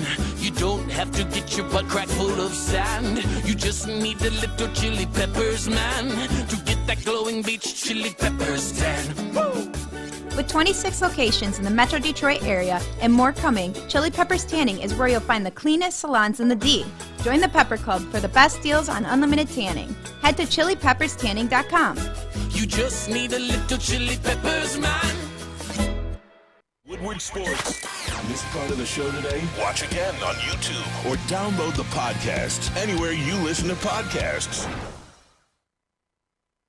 Welcome back. Thanks for joining us on the Morning Woodward Show here on the Woodward Sports Network. We got to switch gears a little bit. We've got a question for y'all. Should Russian sports federations be punished? Adam, you can take this one. I mean, where do I start? Fish kind of alluded to it before the break. All right. So, everyone's finally guys, this is a really sensitive subject, all right? There's Ukrainian people dying right now. You know, we have the fortunate opportunity to be talking about sports this morning, having fun, no stress, no tanks driving down Woodward. Should the Russian Federation be punished? I don't know how I feel about this. Like, what if Michigan passes a law that people don't like? We're just going to ban football? So, I mean, again, two very different things, but, you know, how is punishing the judo team or the soccer team, how does that stop Ukraine, or excuse me, Russia from invading Ukraine? It doesn't. Like, I get what you're doing, but it's like isolating Russia, essentially. Yeah, I think you're taking away what makes citizens what they are, right? Like, you're seeing all over the news Russian soldiers being captured saying, yeah, like, we were told this is a military exercise, so we didn't expect resistance. We didn't know we're invading Ukraine. And look, I don't know how much of it's propaganda. True, I really don't. What I do know is this is a really crappy situation. And if Europe thinks, oh yeah, banning Russia from soccer and all this stuff is great, go for it. I just think it's pointless. I really do. It's like adding, imagine you have life in jail with no parole. You can never get out. And then, you know, you do something bad in prison, they give you another 100 years. It doesn't matter. I'm already not getting out. Like, what are we, I don't know how I feel about this. They're just sending a message that what Russia's doing is not okay. I have an issue with what they're doing. I really do, but it's, again, it's kind of a different type of subject to be talking about because, well, there's people dying right now, Russians and Ukrainians, and you know, hopefully they meet today and they figure what the hell they're going to be doing, because I think we're all tired of this. But you know, I think our perception of this is actually really. I was surprised by people's responses to the Ukrainian invasion. Like when Russia went into Ukraine, I was actually surprised with the outrage from not only the EU countries but even the U.S. Why were you surprised? Because maybe it's ignorance on my end, but I've seen this for the last 21 years, and nobody said a word. And if we did, it'd be in the news cycle for a week, and then it'd go away. So, I don't know. I don't understand how the Russian sports teams should be punished for their president being, bat crazy. I don't. I don't know. It's again, we're talking about touchy subject, right? But we are. Well, what is Russian soccer, Russian judo, Russian skating? Well, okay, the judo, Vladimir Putin was like part of the judo team or something. I understand, Fish, but what's the point? So he had an actual tie. Well, what are you doing? They're just telling Russia. You're just isolating them even more from social world events. And that's what they want. Who? Everyone. FIFA, Olympics. Yeah, why? Is that a good thing? You think isolating somebody is a good thing? I mean, it's not a good thing, but why why they're doing it look, in this I'm situation. I'm not justifying anything that's going on, but the politicians are handling their part, sanctioning Russia and all these things. Now vodka's apparently not, Russian vodka's unavailable, so the sports people are doing the same thing. Pistons fan says it doesn't make sense for Russian teams to play against teams from other countries when they're starting a war that all the other countries are against. Yeah, look, I mean, all the teams in soccer are basically saying they're not going to play Russia. We competed in the Olympics when Hitler was in power. Nobody said a thing even though they canceled 2 Olympics in the World War? Yeah, during the World War, but leading up, there was still the Olympics. You don't remember Jesse Owens? I do remember Jesse Owens. Come on, Fish, know your history. I know my history. I learned part of it from you. I think it ultimately does fall back on Putin, obviously. I mean, it's sad that people have to be punished for what he's doing, but at the same time, at this point, it's what kind of has to be done, I guess. Yeah, look, I get it, and I think in theory, they're trying to do the right thing, right? Because they're trying to tell Russia, like, we don't want to be involved with this. We don't want to be associated with you, and I think that's good to do. Right. But we need to remember how we got here. And I'm not going to spend the next, how many minutes? We have 7 minutes. I'm not going to give you a deep dive into history on the Soviet Union, how it was separated, the terms and agreements that were made. I'm not going to get into all that. But the fact that FIFA and, all these people are coming out and, condemning Russia and all their sports teams, how does this make any sense? We always look to sports as a channel, an outlet where we get away from politics. We get away from all the problems in the world. And you know what? I can guarantee you most Russians, not most, but I can tell you a good portion of Russians aren't happy about what's going on. But they're associated, unfortunately, by what's going on. And they play soccer, and they skate, and they do whatever sports there are out in the world. The point is, like, when you want to exclude somebody, you're just isolating them even more, and you're driving home that narrative that, yeah, we don't want to be a part, or we don't want to be a part of anything with you. We don't want to be associated with you. And I'm not sure what kind of effect that has. What do you think the Russian people would be pissed off at? You think it'd be more so just FIFA and those organizations? No, or it'd be like I think they're upset about what's going on. I mean, you have to understand, like, a third of the population in Ukraine are Russian-originated people, and they speak fluent Russian. They have ties. And there are people dying that are Russians and Ukrainians, and Russian soldiers who are 18, 19, 20, 21 years old are dying. That's not fun. War's not fun. Nobody wins in war. I don't know what the hell you guys have been doing the last 21 years, but you go show me the winner in the last 21 years of wars. Go show me. You think Iraq is happy? You think Afghanistan is happy? You think the U.S. is happy? You think Syria is happy? You think Yemen is happy? You think Lebanon, Israel are happy? You think any of these countries are happy? They're not. War's not fun, especially with modern countries. When you have cruise missiles, when you have drones that can basically eliminate anybody at any given point they want to, when you have Reapers in the air that are so far up you can't even see them, but they can see you. War's not fun. And I hope to God today, whatever they're meeting in Belarus, whatever needs to be done, I hope they figure out something. I like Vinny's take. He said, my take is the players likely don't agree with what Putin is doing, so why punish them? Samuel Lang, thank you. Just hypocrisy. Just had the Winter Olympics in a humanitarian disaster of a country called China. And this is what should get upset about effing international sports. Spot on. I didn't watch the Olympics for this exact reason. I was not going to watch the Olympics in China. Now, you may call me, like, a child or whatever. I don't care. That's fine. But that is a very good point. What's crossing the line, right? I'm not saying Russia, it's a good thing that they're invading. No, it's a disaster. It's a political disaster for everybody. Yeah. Because it actually could have been avoided if you actually want to dive into the history and the root of this whole problem. But it's more important for leaders of certain countries, including ours, to talk a big game on TV because it gets them votes than to actually solve problems. And now here we are. War, guys, is the most disgusting thing I could ever explain to you. It's not fun. There's nothing fun in people dying.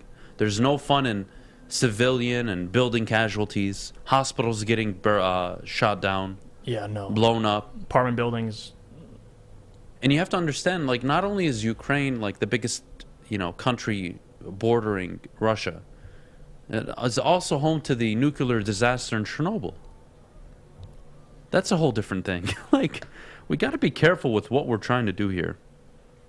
Like, a proxy war and an economic war and a political war, you guys can do all that stuff. When we talk about a modern nation with nuclear power, yeah, it's called peace. You tolerate them, you find ways to work with them, and you deal with it. You know why? Because you don't go to war with countries like that. Just like nobody wants to go to war with the U.S. You don't see North Korea and China trying anything. You know why? So half their population would be dead in less than an hour. You don't mess with superpowers. You just don't. This isn't 1940. All right? And we all know what happened towards the end of World War II in Japan, which sucks. Because, yeah, dropping an atom bomb is not fun. War's not fun. Ending a war is basically impossible. The U.S. had no idea how to end a war in the Middle East for 21 years. And whether they support Putin or not, it's not even my concern right now. My concern is sports is our gateway away from any problems we have in our lives. And that includes Russian people, whether you like them or not right now. So now we're going to ban their teams from competing internationally. Well, go ahead, Fish. They're doing that because, as you can see, Poland, Sweden, and Czech Republic, they've all boycotted their games against Russia.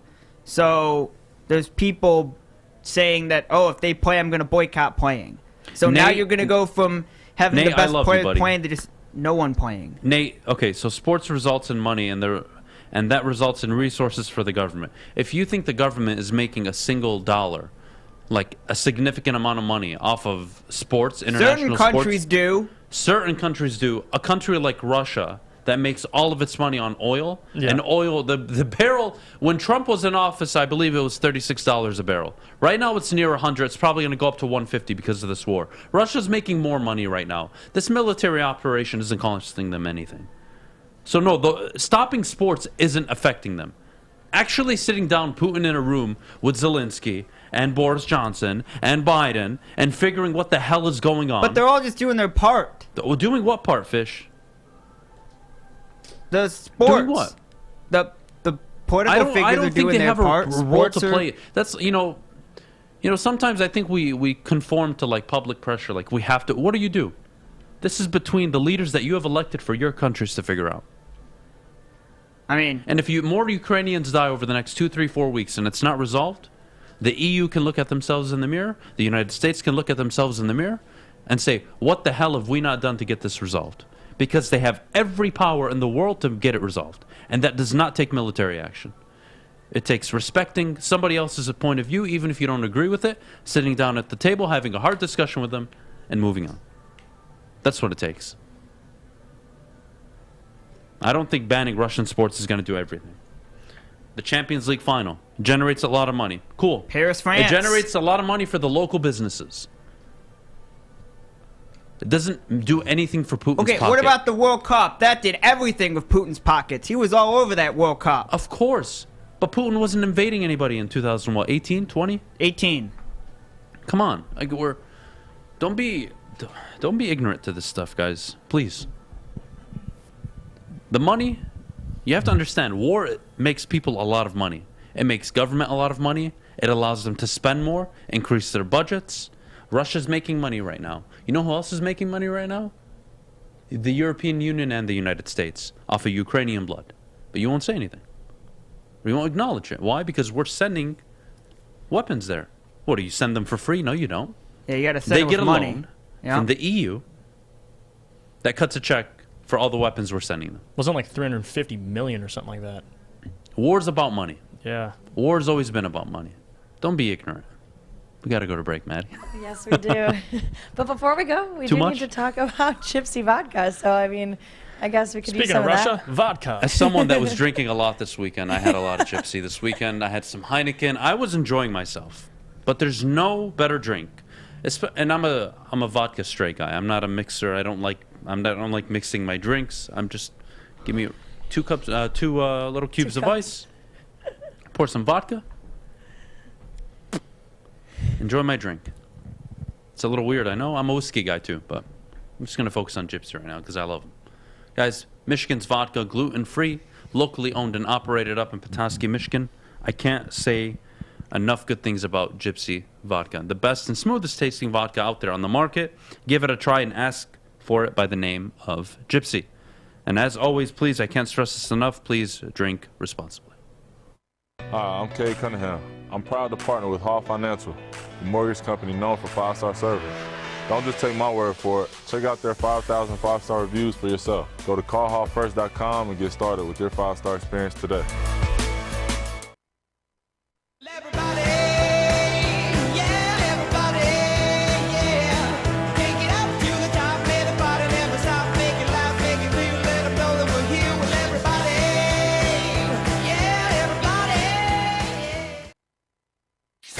Make sure you're listening to Woodward Sports all day long. Start your morning with the Morning Woodward Show. Spend middays with Big D Energy. Watch and listen your drive home with the Bottom Line. And don't forget about Woodward Bets Daily. All live, all right here on the Woodward Sports Network.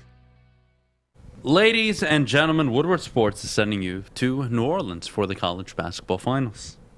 Listen Monday through Friday on the Morning Woodward Show, afternoons on Big D Energy, and drive time with the Bottom Line every single day for your chance to qualify.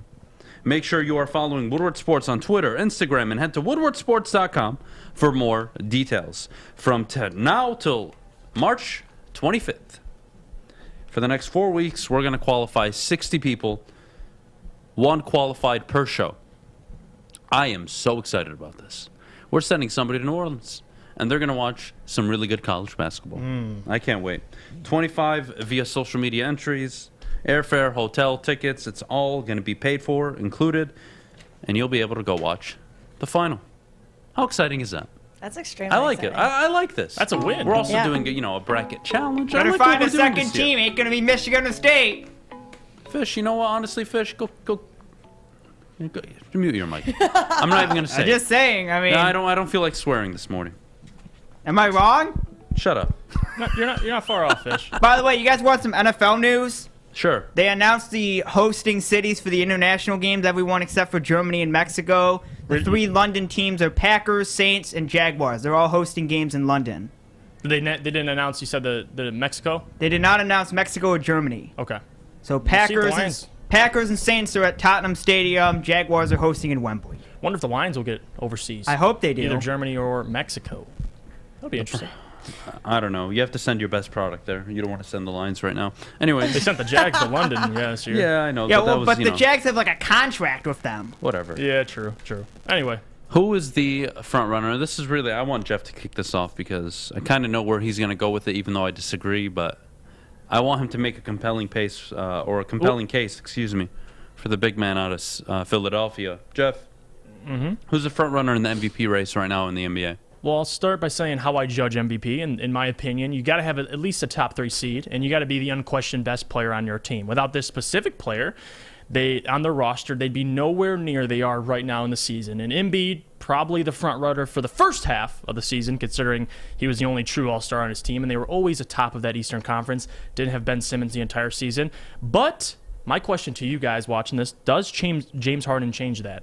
And in my opinion, it does. He's going to have a superstar, that being Joel Embiid. He's going to have James Harden playing next to him, alongside him, giving the 76ers 25-point triple-doubles. And not only that, he's going to have the ball predominantly in his hands. So, in my opinion, I think Joel Embiid, it's been nice. He's had an excellent season, number 1 in the NBA in scoring.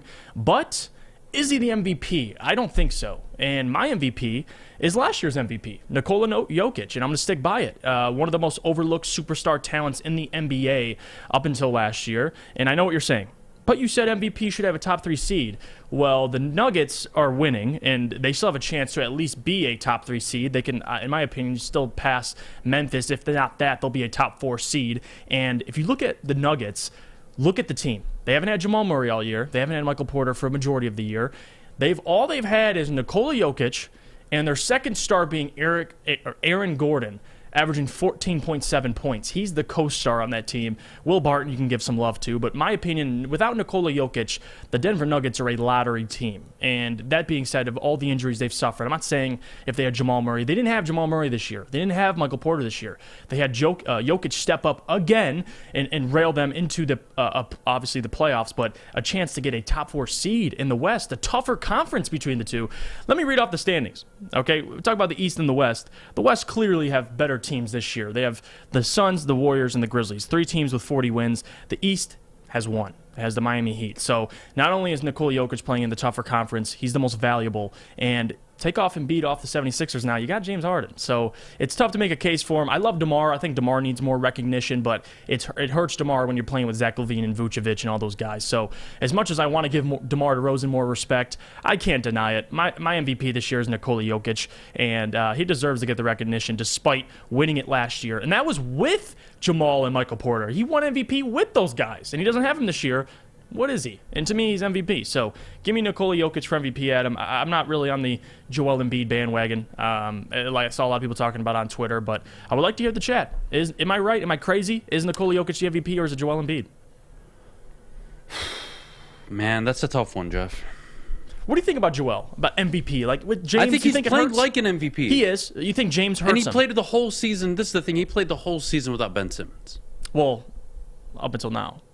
I know, but it's only 2-game sample. But look where they were without him, though. I know. You know, and I try to be fair, and you know, I try to look at the MVP as honestly as I can. You know, most valuable. Are the Bulls without DeMar DeRozan?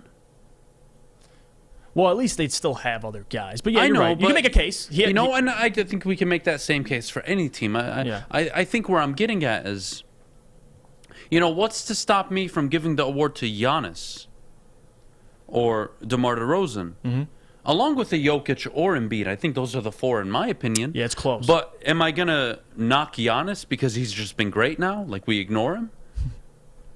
What do I do with Giannis in this situation? Yeah. No, you're right. I mean, they're 5th seed right now. They can still make it up. They're 4 games behind the 1st seed. So Giannis still has a case. I think that was kind of who I was drawn between. It was either Giannis or Nikola Jokic. I didn't even have Embiid in my top. He was in my top 3. I had Nikola, Giannis.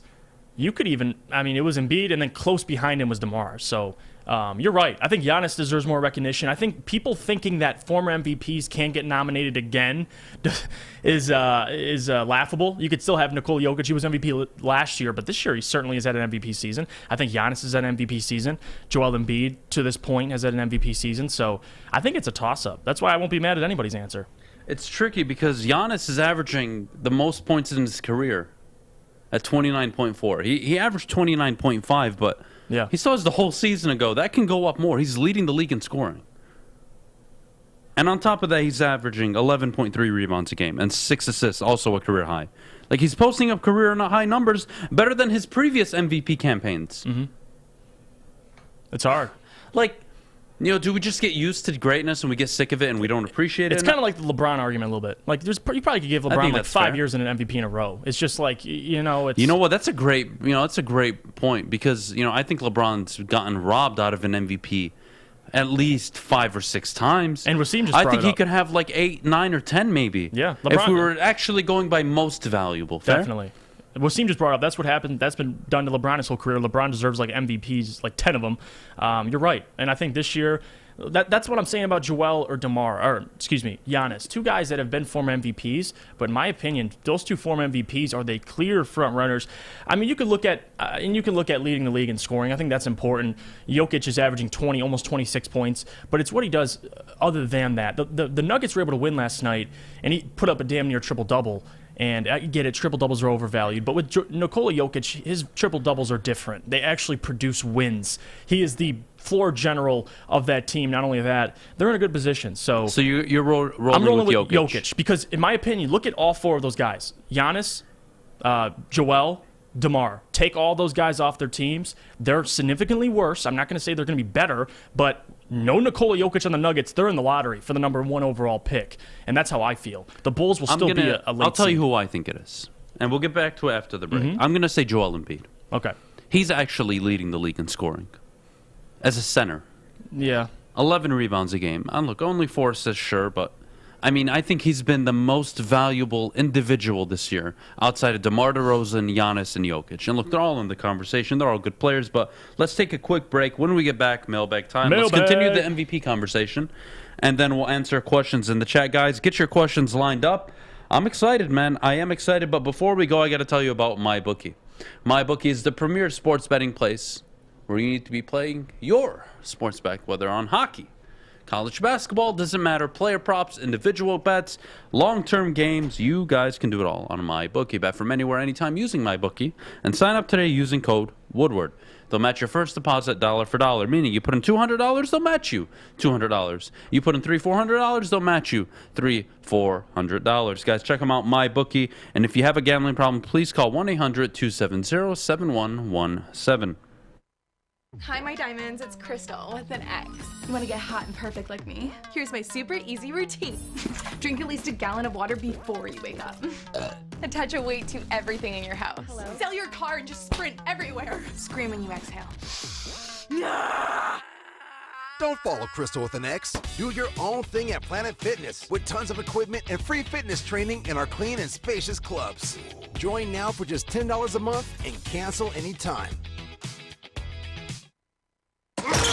Think you're a big shot? Oh, excuse me, it goes down! Think you can make the big shot? Washington fires and hits! Woodward Sports wants to send you to the finals for college basketball April 2nd through the 4th in New Orleans. That's right, you and a friend in the Big Easy. We'll take care of the airfare, hotel, and tickets to see the finals for college basketball. Listen Monday through Friday to the Morning Woodward Show. Big D Energy. And the bottom line for your chance to qualify. If you can make the big shot, you and a friend are getting out of the cold and to New Orleans. Got it! Keep listening and watching for your next chance to win. Powered by Planet Fitness, Syntron, and the Sports Marketing Agency. And it's over! Anything can happen in March! Welcome back to the Morning Woodward Show here on the Woodward Sports Network. Adam, Jeff, Alex, Fish, Maddie, thank you guys all for joining us this morning. Mailbag time. I like what this do we question. got? Do you agree? Oh, go ahead. Well, it's about baseball. I think it's good questions. We don't talk much about baseball in here. I'm curious to get your guys' thoughts on the lockout recently. I think baseball, they are losing fans by the second. I'm a big baseball guy. Played it all my life. I'm starting to get really annoyed. And you know what? Somebody brought up a really good point. April is actually the lowest amount of income the MLB makes for in attendance games. They actually lose money. So them missing the first, I don't know, month of the season doesn't hurt them at all. Okay, but that has to do with cold weathers in I understand. 75% I of the... understand, Fish. I'm just bringing up, I think, a really important part of this. No, it is. I'm just and I'm telling starting you to get why. really frustrated with the lockout. I really am. Yeah, a lot of people are. I want baseball back. Mm-hmm. People want baseball. And if you think like you're losing fans, whether you know it or not, like it's like good luck. Just good luck. Good luck trying to get the next 9, 10-year-olds, 11, 12, 13-year-olds to watch your game. When right now it's in a lockout. Tom Brady retired. The Rams won the Super Bowl. Russia's invading Ukraine. There's a million things to talk about except baseball, which is all we should be talking about right now. Because it's a month away from April. Yes. And we should be talking about the Tigers' prospects, what the lineup's going to look like, pending free agent signings. Mm-hmm. What the hell's going on? Oh, we can't because there's a lockout. Good job, baseball. Good job. Good job. 10 out of 10. All the young fans watching. All right. The lockout was such a joke. They talk about wanting to bring in a young audience, but this isn't going to make people want to watch games and they're going to end up getting canceled. I agree with you 100%, Joseph. Baseball is such a niche sport at this point. No one would even miss it if it was locked out. To be honest, I don't think anybody would miss it either. And you have to understand, it's complicated. I think baseball is a beautiful sport. You know, when I'm a father one day, I want to take my kid down to Comerica 5, 6, 7, 8, 9, 10 times a summer. I want to go enjoy, drink a few beers with my wife, have a nice hot dog. You need that. I want to enjoy Comerica for what it is.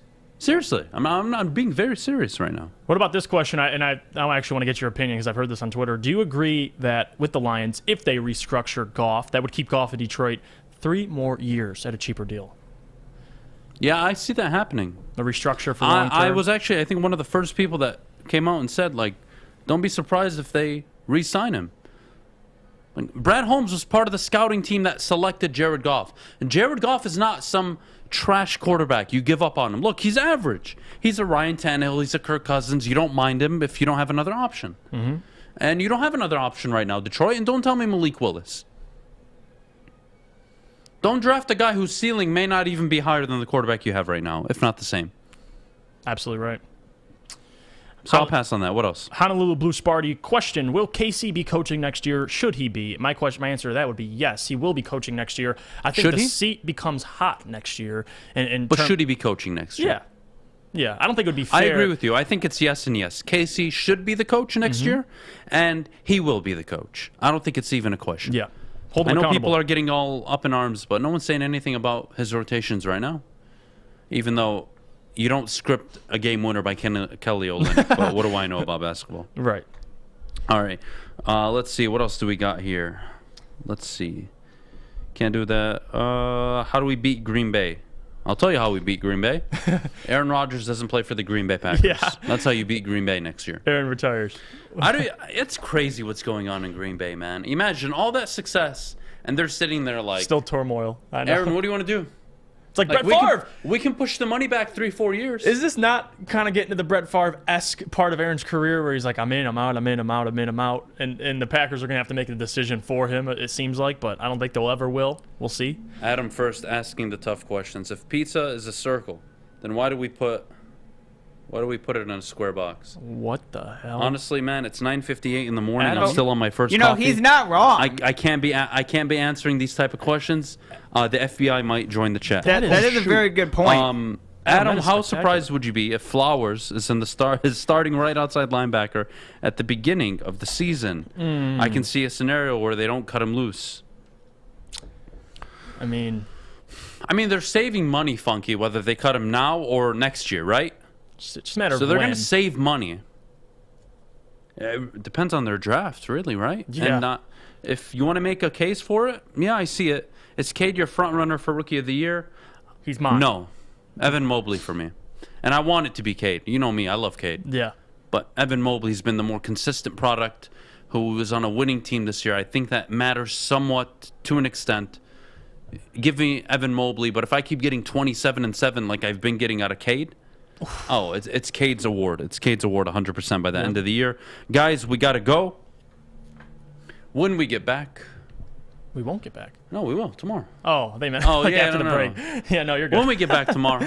Yeah. I encourage all of you, if you do have a Twitter, Instagram, whatever your social media's account, DM or add us your screenshots of your mock drafts, and we'll be sure to address them throughout the entire week and really up until the NFL draft. Yeah. I think it's going to be a fun segment. It's going to be a good way for us to interact. Adam, before manufacturing square boxes is easier. If you made the pizza fit perfectly in a box, it would be a pain in the ass to get a slice. Wow. All right. Do that with packages, so I'm glad all of you are much smarter than I am. That's why I appreciate every single one of you. You have a great Monday. Get the week started off right. We'll see you tomorrow.